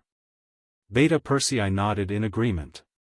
He then looked at the position where the Khan flag was standing with his binoculars and began to adjust the scale of the mortar. Lin Luan did the same on the side, stretching out his thumb to measure the direction. From time to time, he would take a closer look with his binoculars to ensure the accuracy of the target. Whether it was Beta Persei or Lin Luan, they were both quietly working at this time. They didn't even look at the hot air balloon that appeared in the sky. For them, this thing was no longer rare. Both of them had even ridden in it before. Now, what they needed to do was to prepare for the bombardment to ensure that the first shot would be a success. Under their countless checks, the hot air balloon moved with the wind, getting closer and closer to the city walls of New Sarai City. When it finally floated above them, it began to descend. Gradually, they passed through the clouds and revealed their true bodies. When more small black dots appeared above the white dots, the true appearance of the hot air balloon began to be revealed. The Mongolians stared at the top of their heads intently, trying to see what Tingri looked like. Putting down his binoculars, Yang Chendong, who had seen everything, took a deep breath, then said in a firm and powerful voice, "The time is right, order the artillery to fire." "Fire." The signaller next to him immediately lowered the small red flag in his hand. The artillery signaller, who had been watching this scene for a long time, immediately shouted, "Fire, fire." "Okay." Almost at the same time, Beta Persei and Commander Lin Luan both agreed. Then, the two men's resolute voices sounded at the same time, "Fire." Boom. Boom. Almost at the same time, 2 shells were loaded into the barrel of the cannon. Then, there were 2 roaring explosions. The 2 shells pierced through the sky and went straight to the place where the Khan flag of New Sarai City was located. At the same time, the roaring sound pulled the minds of some people who were looking up at the sky back to reality. Before they could figure out what was going on, a deafening explosion came from the top of New Sarai's city tower. Then, a ball of fire flashed, and 2 large craters appeared on top of the city tower, along with a group of nobles who had been hit by the cannons. Under the precise adjustment, the 2 shells hit the vicinity of the Khan flag, and the one fired by Beta Persei fell directly 3 meters away from Mahama. The powerful artillery directly sent him flying, and in the process of flying, Mahama fainted with blood all over his body. Mahama was killed by the explosion. This scene was seen by many soldiers on the battlefield. For a moment, many people burst into tears, most of them were frightened. They didn't understand, didn't Tingri appear? Then why couldn't they protect their Khan? Throw the explosive pack. On the hot air balloon, Division Commander Sun Lixing, who had more or less felt the residual power of the artillery, immediately ordered. Then, the explosive pack fell to the ground. At this time, there weren't many important targets on the tower, but the effect of the explosive pack was still incomparable to that of the artillery. This proved that Tingri had given up on Mahama, which also meant that they had indirectly given up on everyone. This psychological blow was the most important. It hit. Beta Persei and Lin Luan, who were holding the binoculars at the same time, couldn't help but shout. Then, after looking at each other, they ordered the artillery to fire at the same time, launching a large-scale attack. Boom boom boom, boom boom boom. On the battlefield, the dense sound of artillery fire came one after another, and when it landed in the Mongolian army's camp, dozens, or even dozens of corpses would be sent flying. Under the simultaneous fire of thousands of artillery, the artillery soldiers displayed their great power of killing people like killing chickens. Mahama's death, the artillery's whereabouts, and the continuous attacks, the Mongolian cavalry panicked. They even forgot to charge, and just rode on their horses with a confused and fearful expression, not knowing what to do. On the tower, Bola, who was in the cavalry camp, also saw this scene. His face was incomparably pale in an instant, and his body trembled uncontrollably. This trembling was both fear, nervousness, and excitement. Now that Mahama was dead, as the prince, wouldn't he be the new Khan? Although it came a little too suddenly, wasn't this the result he had been waiting for many years?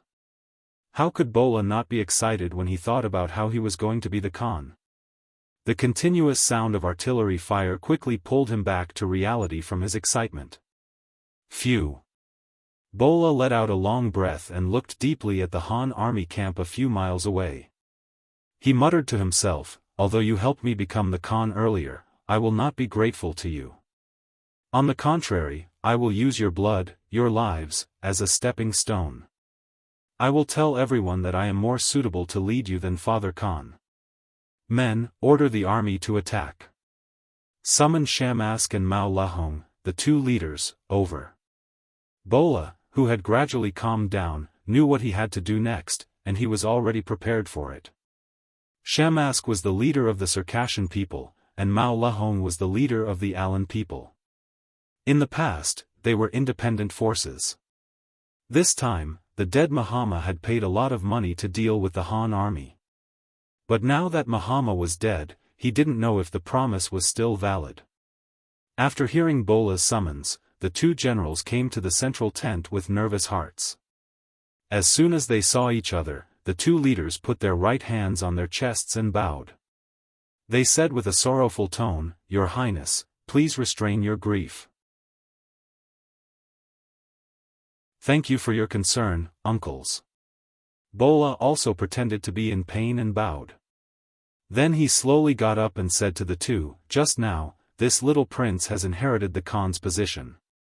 I am now the new Khan of the Golden Horde." Shamask and Mao Lahong took the opportunity to look at each other. After a short exchange of glances, they said in unison, "We pay our respects to the great Khan. Uncles, please get up." Bola made a gesture of getting up, as if he was courteous to the wise. Then he sighed and said, "It's a pity that my father's body hasn't even turned cold, and now this Khan has to face the life and death of his people. The pressure is too great. Fortunately, with the help of uncles, this Khan has more confidence to fight to the death with the Han army." With that, the two were pulled onto the war chariot. After saying this, Bola quickly noticed that the expressions of the two leaders had turned somewhat ugly. He knew what they were worried about, and in order to prevent the situation from worsening, he spoke again. "Uncles, please don't worry. Father's promise to you will still be fulfilled. Not only that, I am willing to share the spoils of war with you two uncles. How about we each get 50%? Sigh, I'm sure you two uncles can see that once the Golden Horde loses to the Han army, they will soon make a move on you. To be honest, helping me now is helping yourselves." Threats and promises, Bola had said everything he needed to say. His gaze then fell on Shamask and Salamander. He believed they would make the right choice.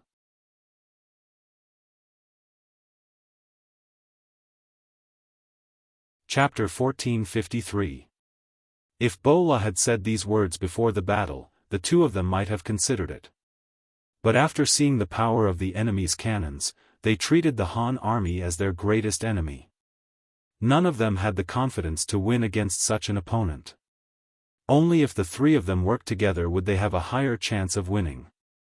They already had this intention, and now that Bola had offered to split the spoils, how could the two not agree? They immediately cupped their fists and said, "Good. If that's the case, then we will follow the Great Khan to destroy the Han army and show the might of the Mongolian army." Good. With the help of the two uncles, we will definitely win this battle. Even though the answer was within his expectations, Bola was still very excited after hearing it with his own ears. The three of them finally sat down together and began to attack together for a common goal. The three of them discussed the direction of their attack and said goodbye to each other before returning to their respective camps. Of course, at this time, the Great Khan and the two leaders had already changed into the battle robes of ordinary soldiers. With Mahama's example, they wouldn't casually expose their targets. At the same time, the Mongolian cavalry of the Golden Horde had already launched continuous attacks. Even though it was only a small-scale charge, Yang Chendong did not underestimate the enemy. He ordered the army to be prepared and only use the cannons to receive the enemy's attacks. At the same time, he was also waiting for the enemy's reaction. There were only two kinds of reactions. The first was to fight, and the second was to flee. If it was the latter, Yang Chendong would have a headache. After all, this place was vast. If the main force of the Mongolian army escaped, it would not be easy to catch them again.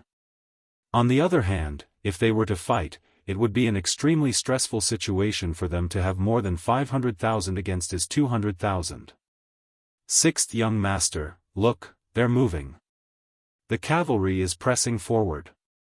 Xiao Vi, the leader of the Black Cavalry, had always been sharp. He immediately noticed the change in the enemy's formation and immediately shouted. Yang Chendong's eyes were deep as he looked forward. The white dragon under him seemed to sense his master's anxiety and began to snort. Sixth young master, should we order the cavalry to launch a countercharge? Seeing that the enemy's cavalry was getting closer and closer to them, and there seemed to be an endless number of them, the Saber Battalion commander felt the pressure and asked for instructions from the side. Yang Chendong remained silent. He was still waiting. In this battle, Yang Chendong relied on the strength of his firearms. If he were to compete in numbers, he would soon be at a disadvantage. Even if he could win in the later stages, it would be a Pyrrhic victory. This was not what Yang Chendong wanted. Seeing that Yang Chendong didn't say anything, Shibi and the others had no choice but to stand to the side and wait. At the same time, they anxiously watched the battlefield. In the face of a cavalry charge, the one who made the first move would usually have the upper hand. After all, a warhorse would need a period of time to exert its advantage. If it waited for the enemy to arrive in front of it before launching a counterattack, it would already be at a disadvantage. The Central Army was not in a hurry and did not issue any orders. Many of the cavalry generals had anxious looks on their faces. However, only the 2nd Cold Front Division and the officers and soldiers had excited looks on their faces. Considering that their shooting range was limited, if the cavalry charged, it would mean that they had nothing to do. No matter how capable they were, they would not be able to display their abilities. However, they were facing cavalry. The enemy's speed was very fast.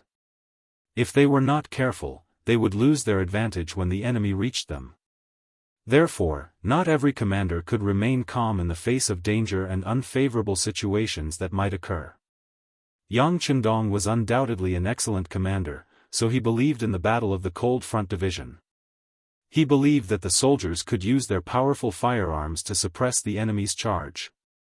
Since the 6th young master believed in him so much, Xiao Feng had no reason not to perform well. Everyone, check your guns one last time. Listen to my orders. If the enemy enters the range of 500 meters, fire back. Don't save your bullets for me. Fight with all your might. Whoever dares to place the enemy in front of us, I'll punish them when I return. Just wait for them to retire from active duty after this battle. Xiao Feng looked at the countless Mongolian cavaliers who were getting closer and closer, and his eyes were a little red as he shouted. The importance of this battle was self-evident. He was afraid that the soldiers below would become arrogant. At this moment, Xiao Feng had no choice but to give them a warning and show them respect. The threat of retirement was enough to shock all the soldiers. After all, the treatment of the Cold Front Division was very good. No one in the 5-star army could compare to it.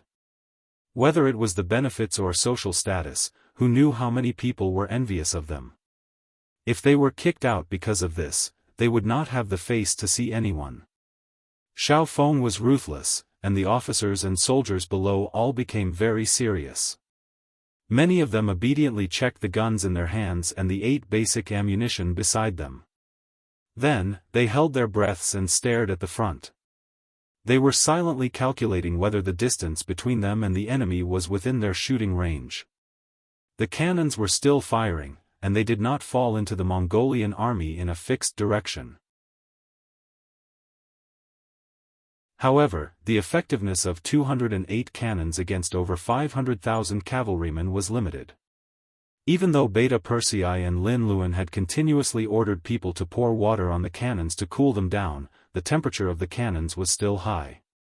Damn it, Beta Persei cursed as he looked at the enemy cavalry that was getting closer and closer to the cannons.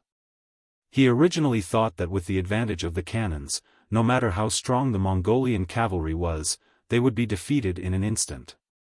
However, who would have thought that they would start a countercharge and completely ignore the cannons? Men, go and raise the cannons. Don't stop, continue firing. I don't believe that these people are not afraid of death. Knowing that the cannons could not change the entire situation, Beta Persei also gave up on the idea of using the cannons to defend against the enemy. He decided to calm down and do a good job of commanding the cannons to create more conditions for the army to counterattack. The cannons were already helpless. This was because the enemy was too close, and the process of firing the cannons required a lot of time. In comparison, the firearms did not have such a problem. With the light and heavy machine guns and the Type 95 that could fire in bursts and bursts, they were only afraid that the enemy's numbers were too small. All the soldiers of the Cold Front looked forward excitedly, waiting for the enemy to come closer. However, the Mongolian cavalry was getting closer and closer to them. 2 miles, 1.5 miles. Finally, they were within 1 mile of the enemy. The Mongolian cavalry that came in a straight line took up the entire battlefield. As far as the eye could see, there were enemies everywhere. In such an environment, the soldiers of the Cold Front did not even need to aim. They only needed to fire their bullets and they would hit an enemy. Fire!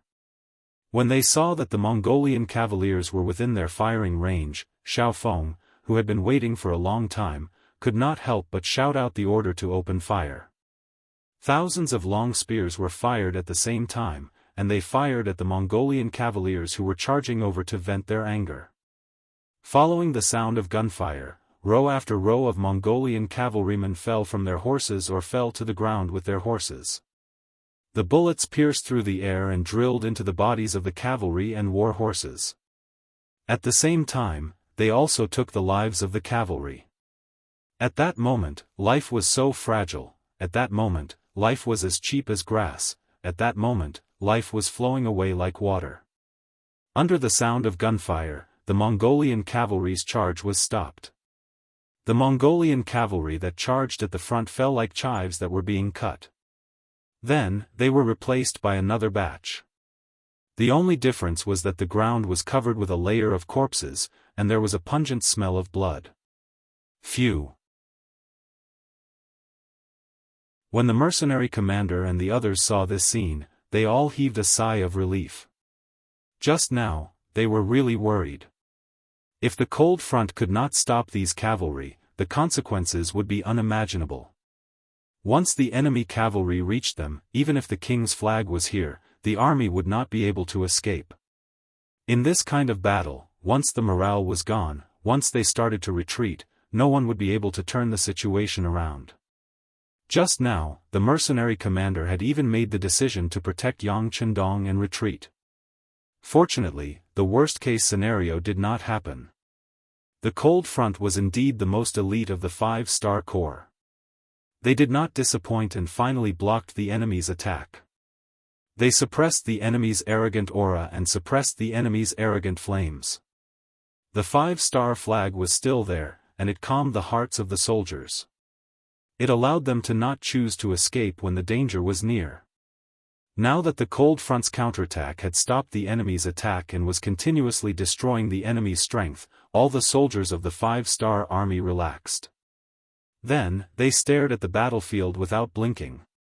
At the same time, they would occasionally look at the king's flag and wait for the order to counterattack.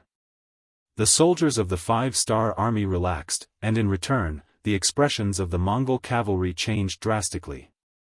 They were in great pain. Originally, they thought that with their advantage in numbers, they would not be afraid even if the Han army had cannons. After all, cannons could only attack a single point and needed time to reload.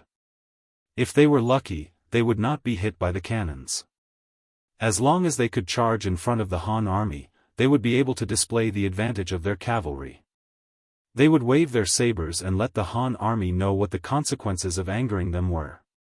This was especially so when the cavalry continued to charge. As the distance between them and the Han army got closer and closer, the Mongol cavalry became even more excited. Many of them even thought that victory was already in their hands. That was because with such a close distance and the advantage in numbers, the Han army would definitely not be able to turn the situation around. Because of this, many of the Mongol cavalry increased the speed of their horses. It was as if they were afraid that they would be a step too late and not be able to obtain military merits. Among them, there were a few small Mongol tribes that had been persuaded by General Gray.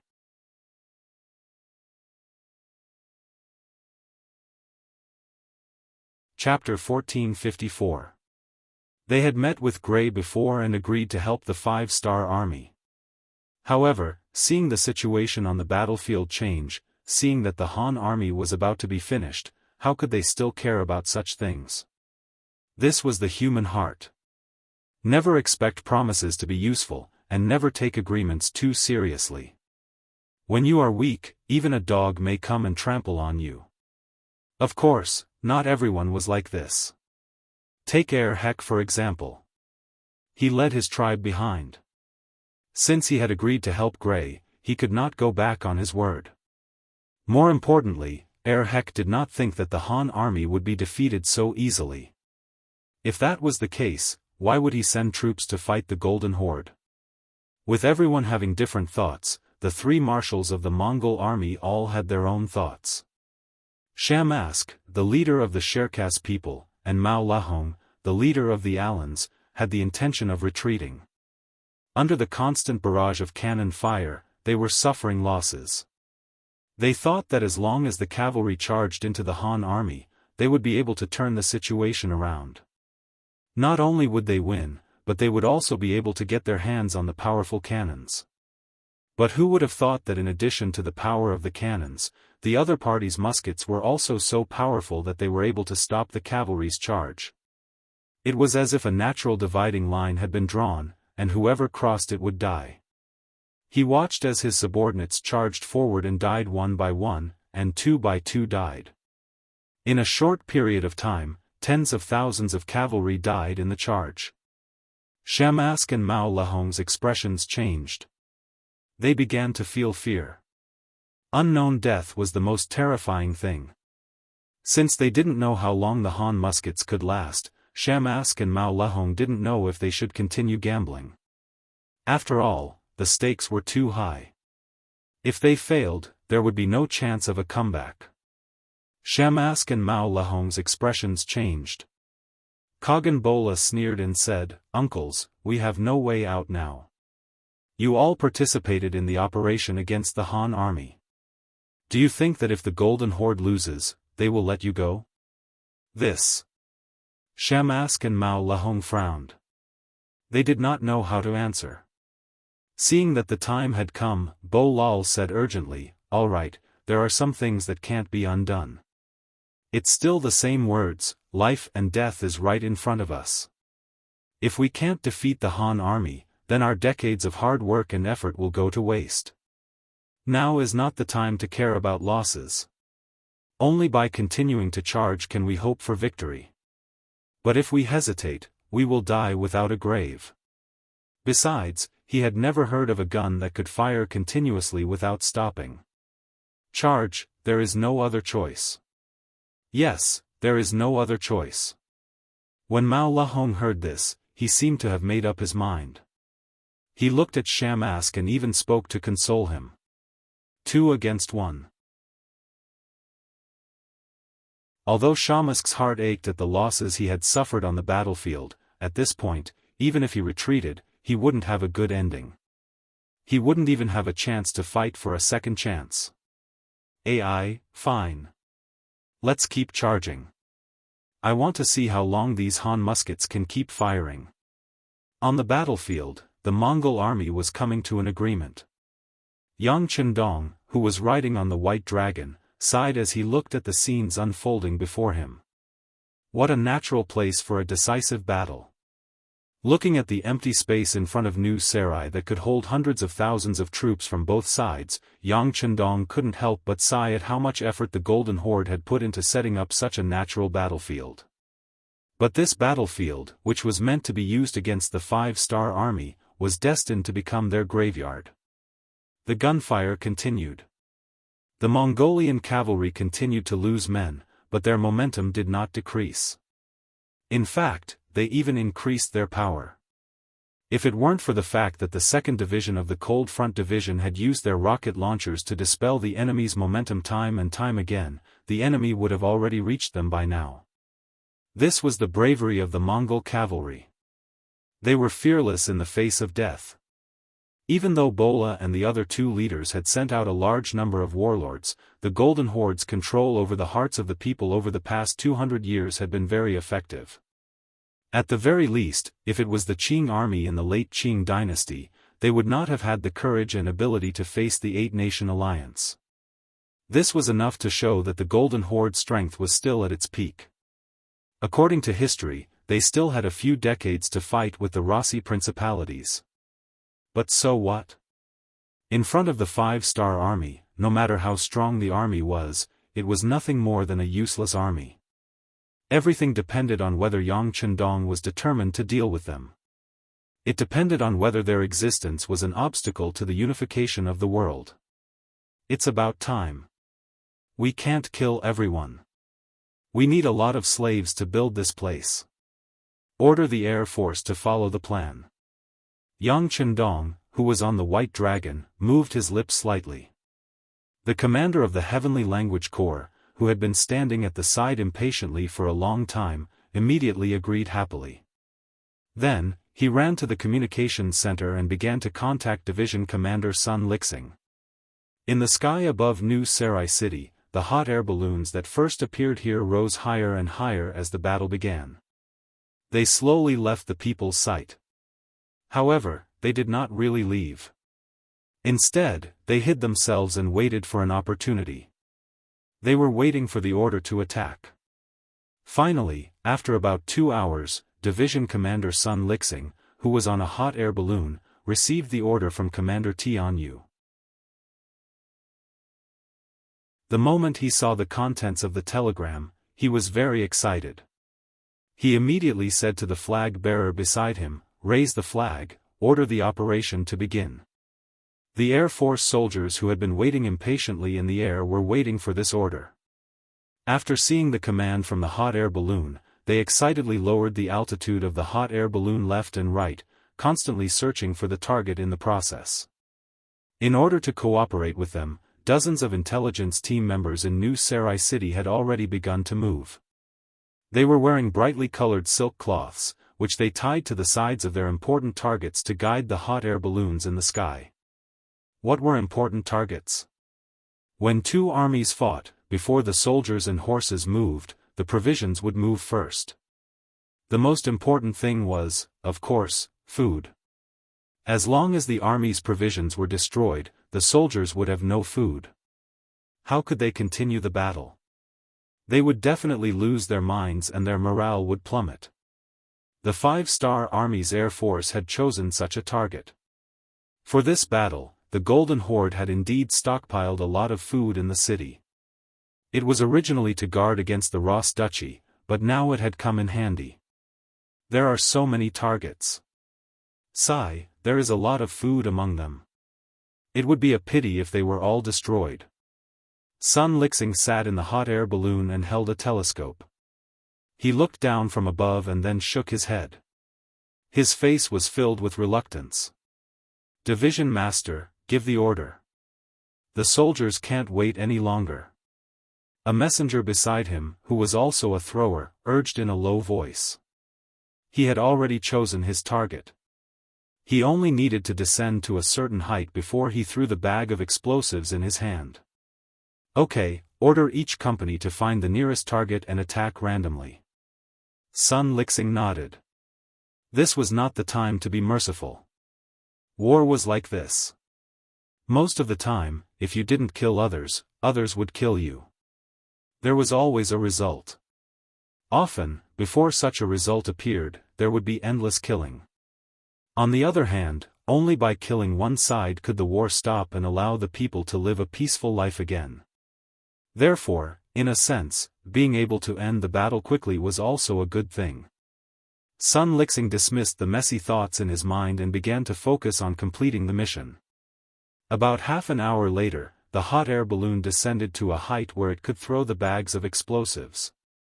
Then, one by one, the bags of explosives fell from the sky. New Salai City was engulfed in flames. The sudden explosion and the sound of thunder turned the city, which was the rear, into the front line. Countless houses and mansions of the nobles of the Golden Horde became the targets of the explosion. Countless heavily guarded granaries became the focus of the explosion. Amidst the sound of thunder, the sky was filled with flames. What's going on? The new Khan Bora, who was commanding the cavalry to charge outside the city, suddenly heard the continuous explosions behind him. He looked back with an ugly expression. The thing he was most worried about had happened. Instability in the rear was a military taboo. This would create a huge pressure on the already low morale of the army. It could even decide the outcome of this battle. Great Khan, I will go take a look. Captain Mang Wuka looked back, his eyes flashing with horror. He was also very curious as to why there were cannons raining down from the rear, with flames soaring into the sky. Hence, he asked. Go quickly and return quickly. Bora nodded to Mang Wuka, then said, arrange for General Budwa, who is in charge of the scouts, to come here. I want to know if there are any more ambushes nearby. Mang Wuka nodded and left. Not long after, he entered the city. What he saw was a scene of fire everywhere. Everywhere, the people in the city were rushing to put out the fire. However, compared to the limited fire suppression, there were still bags of explosives falling from the sky, causing new damage and spreading flames. In comparison, the fire did not seem to be weak. Instead, it seemed to be getting out of control. That's where the granaries are, and there too. Heavens! Mang Wuka quickly looked around and was shocked. At this moment, he finally realized the seriousness of the matter. Almost all the granaries in sight were on fire. This was shaking the foundation of the Golden Horde.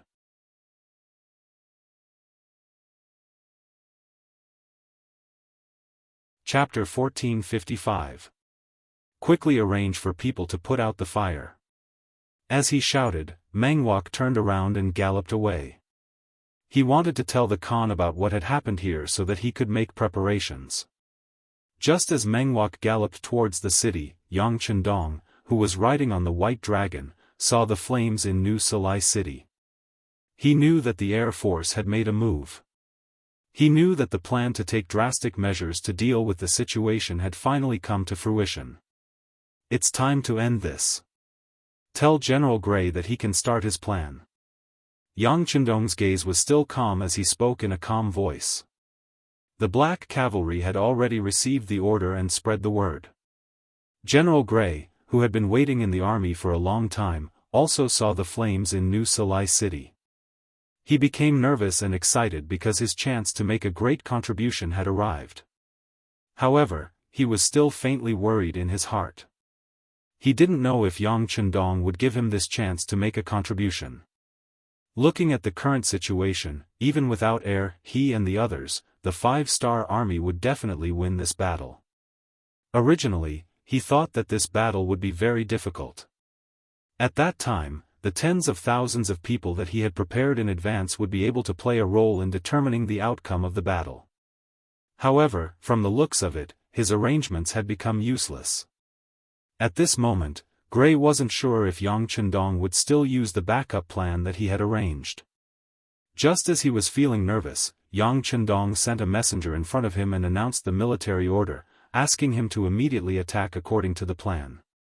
Yes. Gray excitedly saluted with a military salute that he had just learned not long ago.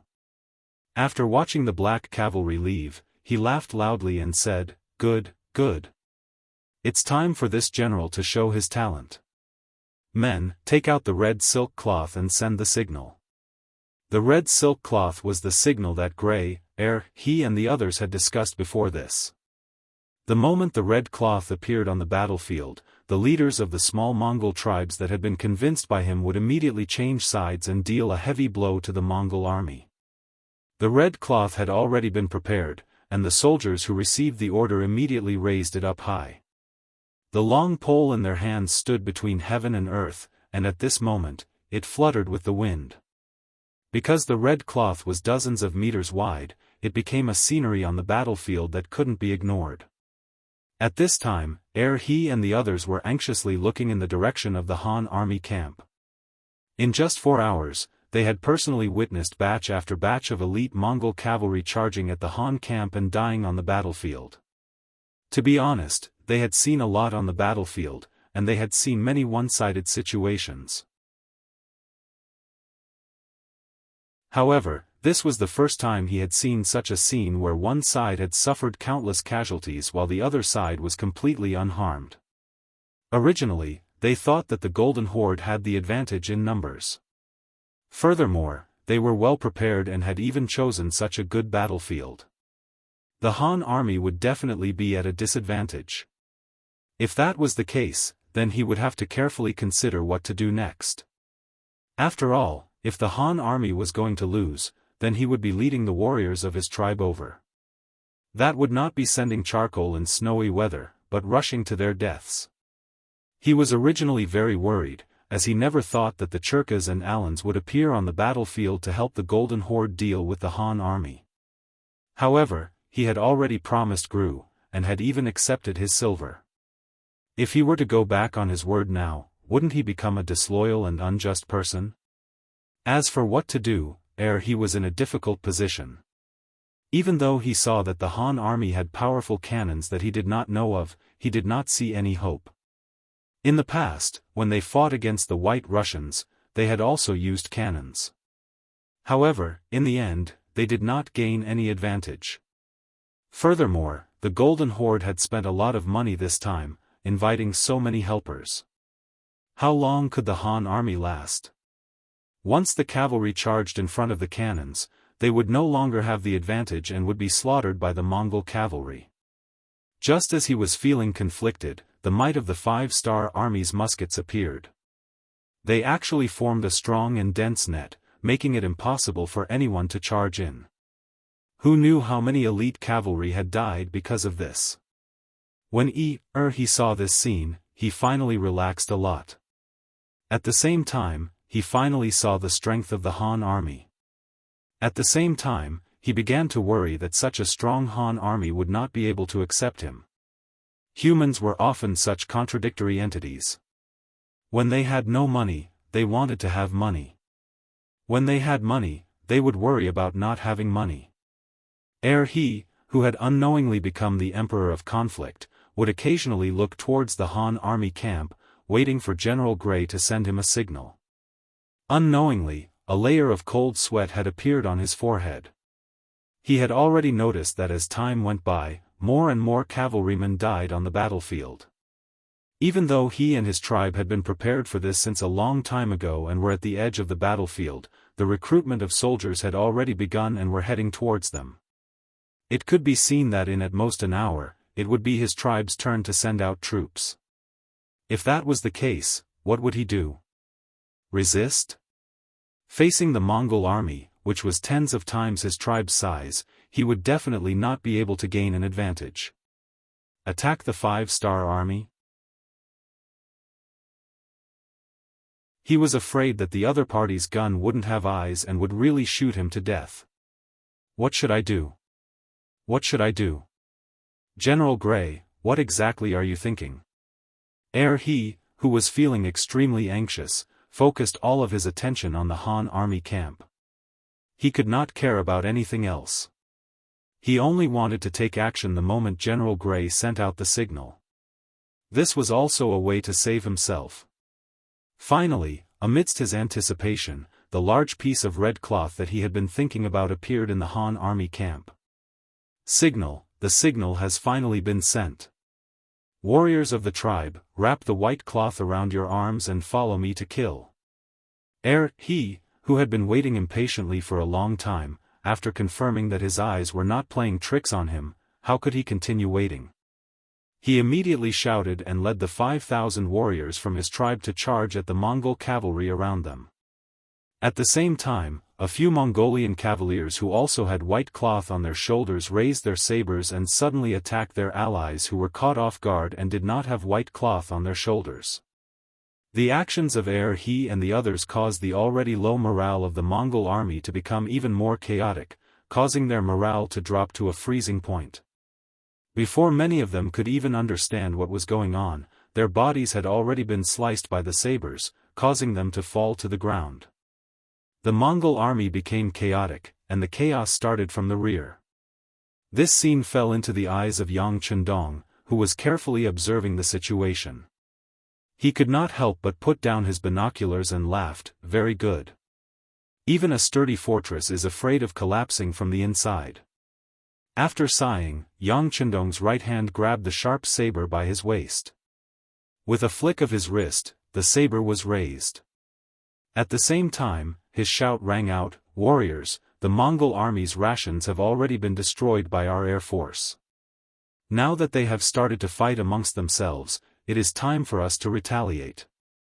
This king gives the order, charge! Charge!" The 1,000-plus black cavalry soldiers in charge of protecting Yang Chendong roared out in unison after hearing their master's command. They repeated every word Yang Chendong had said, trying their best to transmit his voice into the ears of every soldier. After the final word, the new Second Army, who had already mounted their war horses and had been waiting for a long time, charged forward under the lead of Commander Soder. Following closely behind were the 20,000 Mongol soldiers led by Ahuli.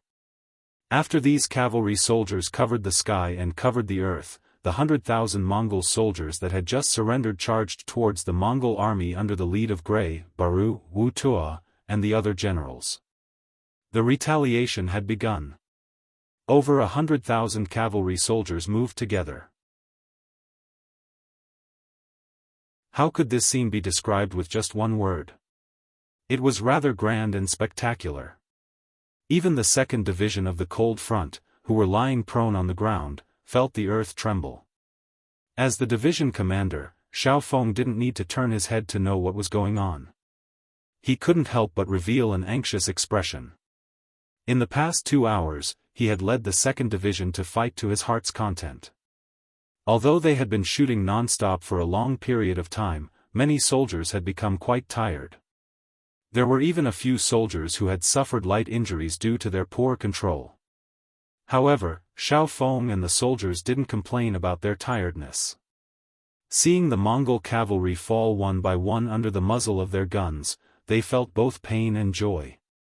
If they continued fighting like this, Xiao Feng could even boast that there wouldn't be any problems leaving these enemies to the soldiers of the 2nd Division.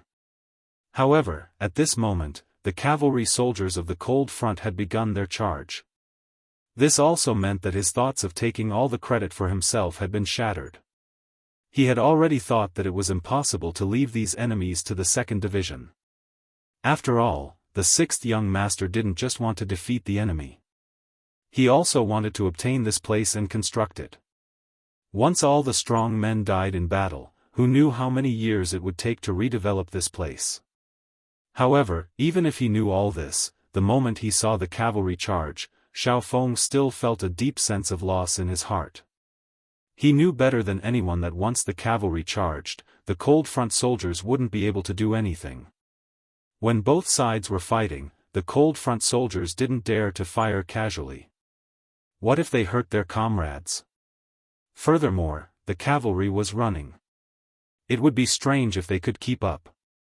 He knew that he didn't have many chances left. Xiao Feng's heart skipped a beat. He simply got up from the ground and started shooting with the light machine gun in his hand while taking large strides forward. Kill, all of you, die. Xiao Feng, who was holding the light machine gun, made use of every second to initiate an attack. He fired towards the Mongol cavalry.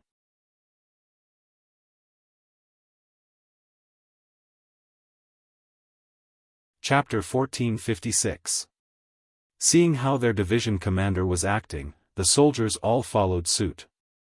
One by one, they stood up and raised their spears. Some of them even jogged forward in order to kill a few more enemies before the cavalry arrived. The musketeers actually charged back, causing the Mongol cavalry who were charging forward to be stunned. Shouldn't they be defending? Why did they charge forward? Also, what was with the black mass of cavalry behind the musketeers? What was with the battle cries coming from behind them? What did the smoke and fire in the city mean? At that moment, it was not an exaggeration to say that they were surrounded on all sides. The gunshots continued, and one after another, the Mongol cavalry fell from their horses. They could not even get within 300 steps of the cold vanguard soldiers before they were hit by bullets that came out of nowhere. When more and more Mongol cavalry fell to the ground like dumplings, fear started to spread through the Mongol cavalry camp. One had to be prepared to die on the battlefield, but one had to know how to die. If they could win, they would be able to gain merit by fighting. Everyone wanted to charge forward, and maybe this was how they would fight for their lives in the future. But when they knew that they would definitely die if they charged forward, who would be willing to die? When a warrior who was proficient in archery and horse riding did not even have the chance to raise his saber, he did not even have the chance to charge forward and fight. Who would be willing to throw away his life in vain when he knew that he would die? Under the gunshots, the Mongol cavalry's morale plummeted. At the same time, many of them stopped in their tracks. They were all considering whether it was worth it to charge forward and feed themselves to the musketeers. At this moment, the cavalry of the new Second Army had already charged to the side of the cold vanguard warriors. They quickly passed by them, and each of them held a sharp sword as they charged forward. Their target was the Mongol cavalry who were hesitating, retreating, and whose morale had plummeted. Your grain has already been destroyed, and your Khan has been killed by the cannons. What's the point of your resistance? Those who surrender will live, and those who resist will die. While launching an attack, he did not forget to shout loudly to persuade them to surrender. Shirbi knew Yang Chendong's strategy very well, and he also knew the significance of these strong Mongolian cavaliers to the construction of this place in the future. With the thought of not killing them if he could capture them alive, before the new Second Army led by Shirbi arrived, his shouts had already reached them. The Mongolian cavalry did not have the heart to fight back. When they heard the shouts in Mongolian and saw the chaotic scene behind them and the fireworks in New Salai City, a warrior finally could not stand the pressure and threw the scimitar in his hand to the ground. He also jumped down from his warhorse. Don't kill me, I surrender. Don't kill us, we surrender. After the first, there was a second, a third, and then a third. Then, there was the scene of the cavalrymen dismounting and surrendering. There were not only cavalry from the Golden Horde, but also from the Sherkas and Alans. Seeing that the general situation was about to change, they were forced to abandon their sabers and surrender. In front of absolute strength, resistance was useless. The most important thing was to think of a way to survive. The 5-star Army's cavalry charged into the Mongolian cavalry like a whirlwind. Following their arrival, the cavalrymen dismounted and surrendered. Of course, there were also some who refused to surrender. However, whenever they met such people, the new Second Army's soldiers would not hesitate to cut them down. At this moment, they did not have the time to do any psychological work with the enemy. If they surrendered, they would live. If they did not surrender, they would die. Their morale was greatly boosted. The new Second Army's soldiers, who had long wanted to show off, had high morale. They charged into the enemy like a dragon entering the ocean. Wherever they went, they would either surrender or die.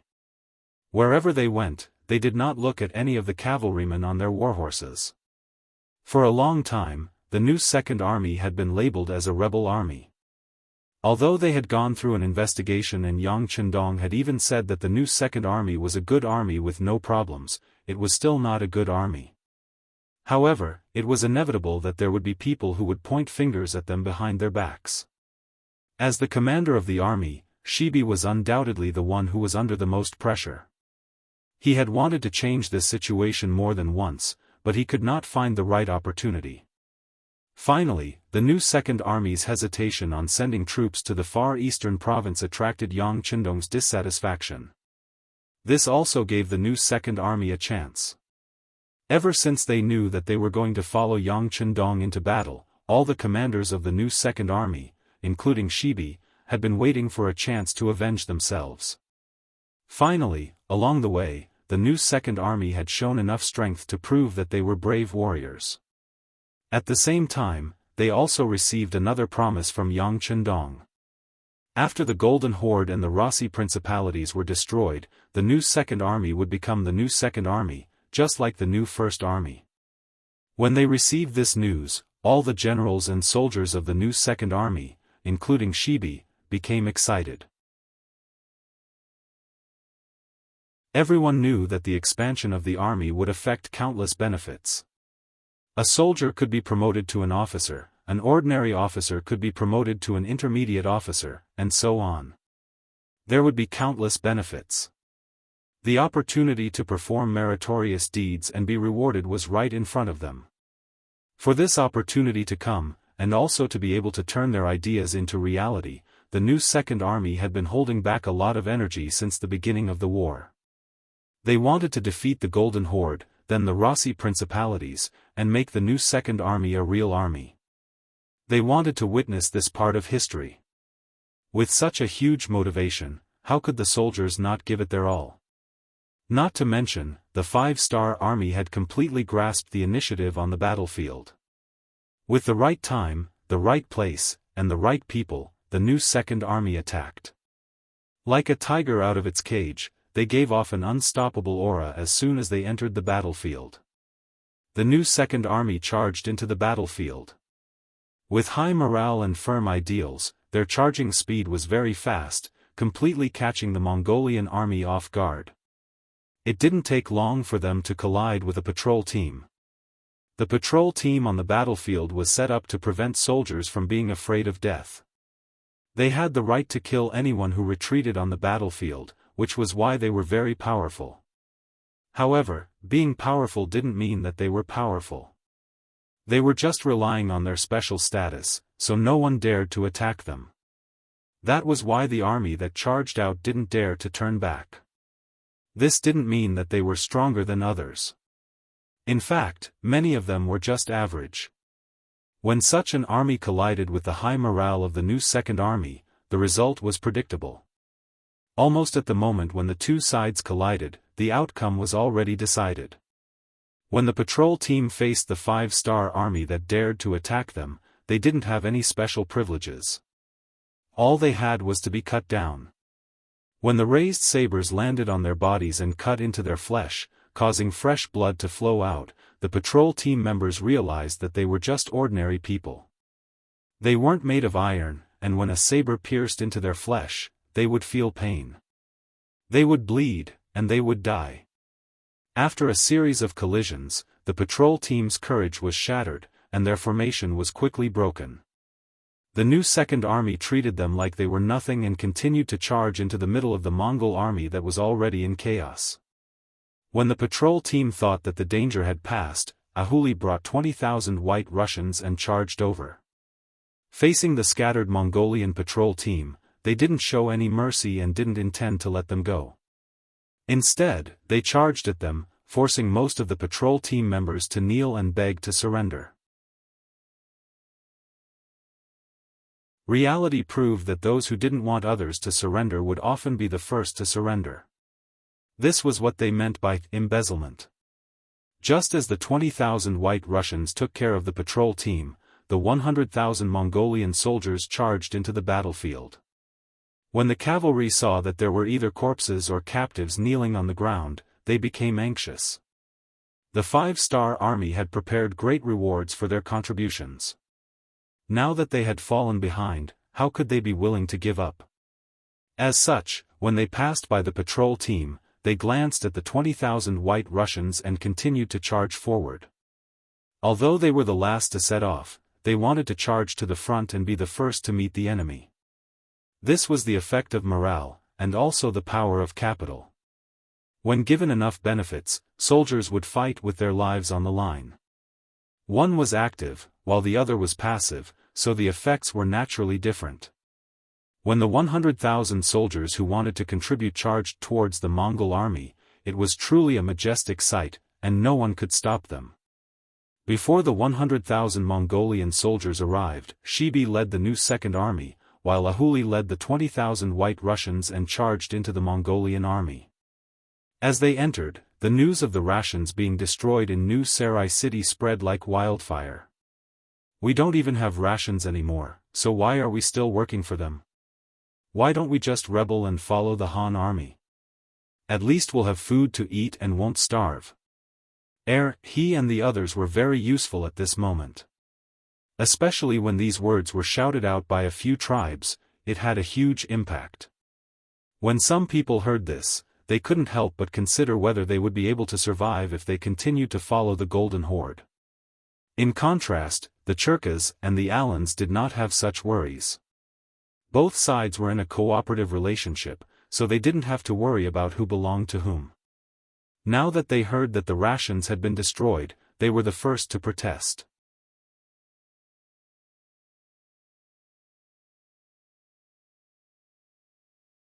Chapter 1457.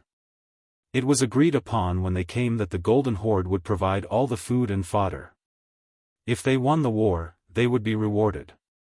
That was the source of their motivation. But now, even the Golden Horde had no food to eat. What was the point of them staying here? Were they waiting to starve to death? When the resentment started to spread, the cavalry of the two tribes started to retreat. This exposed a huge gap in the front line, allowing the 100,000 Meng cavalry to enter.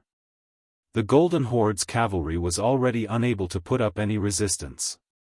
Many tribes even started to surrender to the Golden Horde.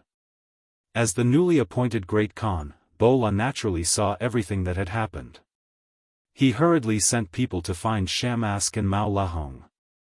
He wanted their support and was willing to pay a price for it. Unfortunately, the moment they saw the rations in the city burned and the chaos in the Golden Horde, the two leaders no longer dared to trust Bola. This man clearly did not have the ability to control things like his father, yet he still insisted on fighting the Han army to the death. This clearly showed that he did not know when to stop or when to retreat. How could someone like this be a qualified ally? The two chiefs were worried that if they waited any longer, they would be stuck and would not even have a chance to escape. They did not even bid farewell to Bora before retreating with their army. The departure of the two major tribes, along with over 200,000 of their cavalry, made the Golden Horde situation even worse. Especially when Great Khan Bola heard this news, he almost fainted. There were hundreds of thousands of soldiers. They had only fought for less than 8 hours, and the outcome had already been decided. This was something that he had never thought would happen. In the face of such a predicament, even if his father, Mahadahan, was still alive, he would also be helpless. The success of the war was also beyond Yang Chendong's expectations. Originally, he thought that even if he won this battle, it would take at least a few months for the outcome to be decided. This was because the Golden Horde only needed to retreat to New Salam when the battle went south. That would be an additional barrier. Even if the city walls were blasted open by the cannons, who knew how many days the ensuing street battles would take to end? He never thought that things would go so smoothly. First, the cannons killed Mahama, throwing the enemy into chaos. Then, the enemy's morale was shaken, and they gave up waiting for the army to advance at lightning speed, scaring more than 200,000 enemy cavalry into fleeing. In this way, the difference in military strength between the two sides was not that great, and he even had a slight advantage in battle. Since that was the case, this battle was decided. Send people to keep an eye on the two tribes that escaped. I want to know where they are staying and their specific information. Also, stop attacking and use psychological tactics. The Golden Horde may have lost this battle, but they still have their strength. It would be best if we could use them. Yang Chendong quickly issued a number of targeted military orders after learning about the situation. Shamask and the other two tribes left decisively. They didn't say a word to anyone and just left the rest of the Golden Horde's army outside the city. By the time Bola knew that the situation was heading for the worst, he was about to lead his army back into the city when he discovered that the road to the city gates had been blocked. He and several other tribes were gathered in front of the gates, ready to fight to the death. This are they trying to rebel? Bolt roared furiously when he heard Scout General Bodo explain the current situation to his face. He was the current Khan of the Golden Horde. A small tribe like he wouldn't even give them a second glance. But now, they were being suppressed by the enemy. How could he not be angry? Seeing how angry Bola was and how he was about to give the order to charge, Bodo hurriedly tried to dissuade him. Great Khan, you can't. Our army has just encountered an unforeseen event, and our morale is in chaos. This is not the time to start a battle. We should rest, reorganize, and raise morale. Otherwise, this kind of army won't be able to win any battles. Bodo also wanted to say that this kind of army was likely to collapse in a single blow. If that happened, they would have to give up their last chance to turn the tables. How could the fuming Bola not know this? Although he was very angry, he hadn't lost his mind. It was because of this that he didn't give the order to charge. Alright, since that's the case, I'll leave this matter to you. Go talk to them and have them open the gates immediately.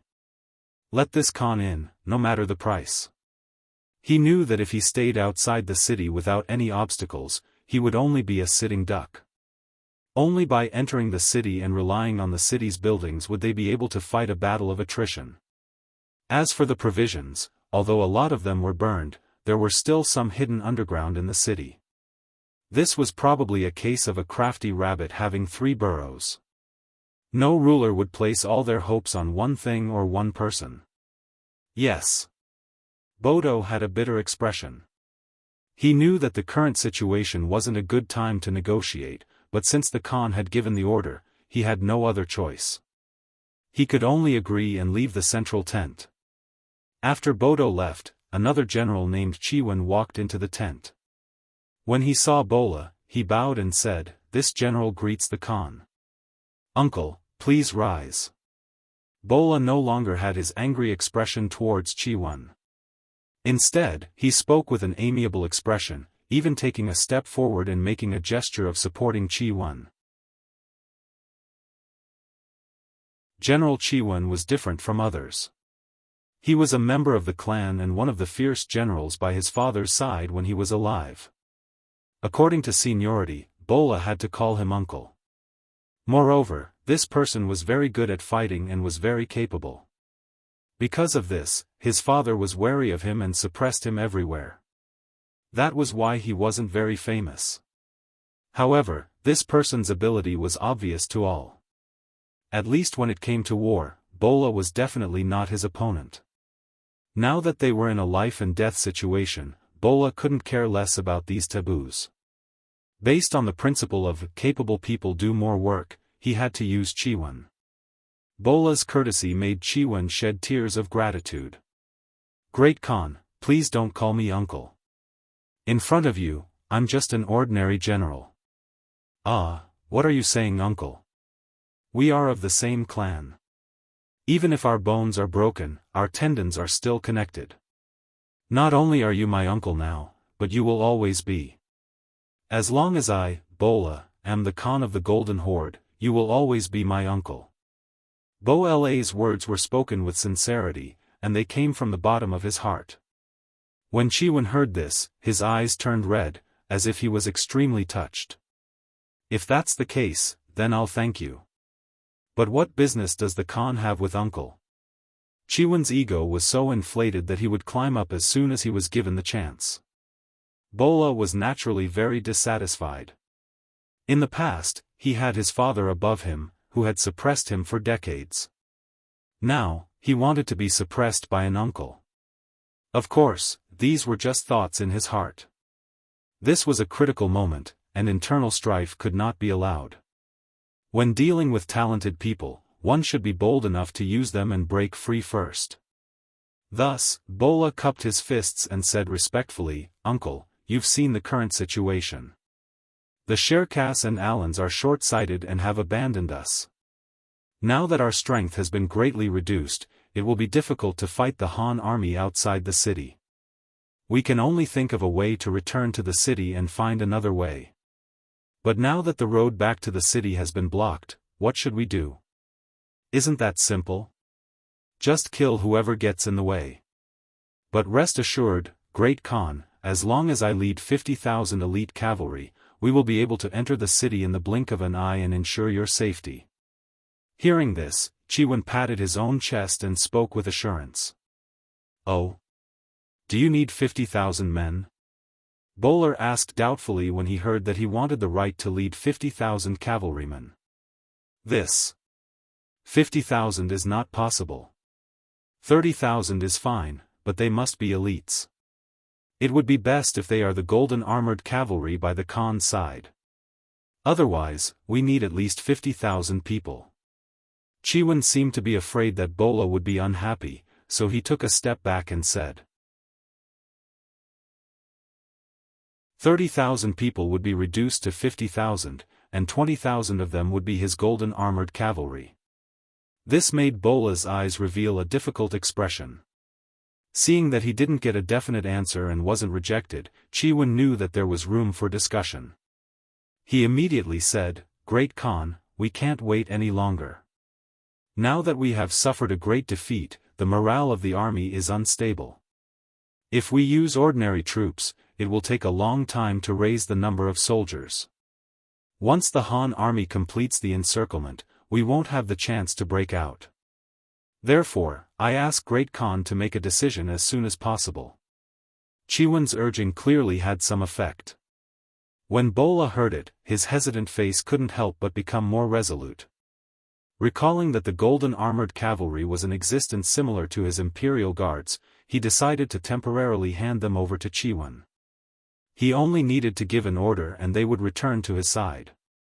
In that case, the other party only had 10,000 ordinary cavalry. They wouldn't be able to cause any big waves. After thinking for a while and not seeing any problems, Bola finally said, "Fine, since that is the case, I will leave this matter to uncle. At the very least, we must open the gates tomorrow morning and let the army in. Otherwise, I'm afraid we won't have any chance. Don't worry, I promise to open the gates tomorrow morning and invite the Great Khan into the city." Seeing that Bola had agreed, Yuan made a promise. Soon, the tiger troop talisman was in his hand, and Yuan's anxious expression also calmed down. There was one thing that Yuan had never mentioned to anyone. Not only was he feared by Khan Mahama because of his outstanding ability, but more importantly, his wife was once taken by Mahama because of her beauty. Mahama then snatched her away for a night. You're tuning into the Unparalleled SwordWill YouTube channel. Don't forget to subscribe and join us on this journey to catch the most captivating stories.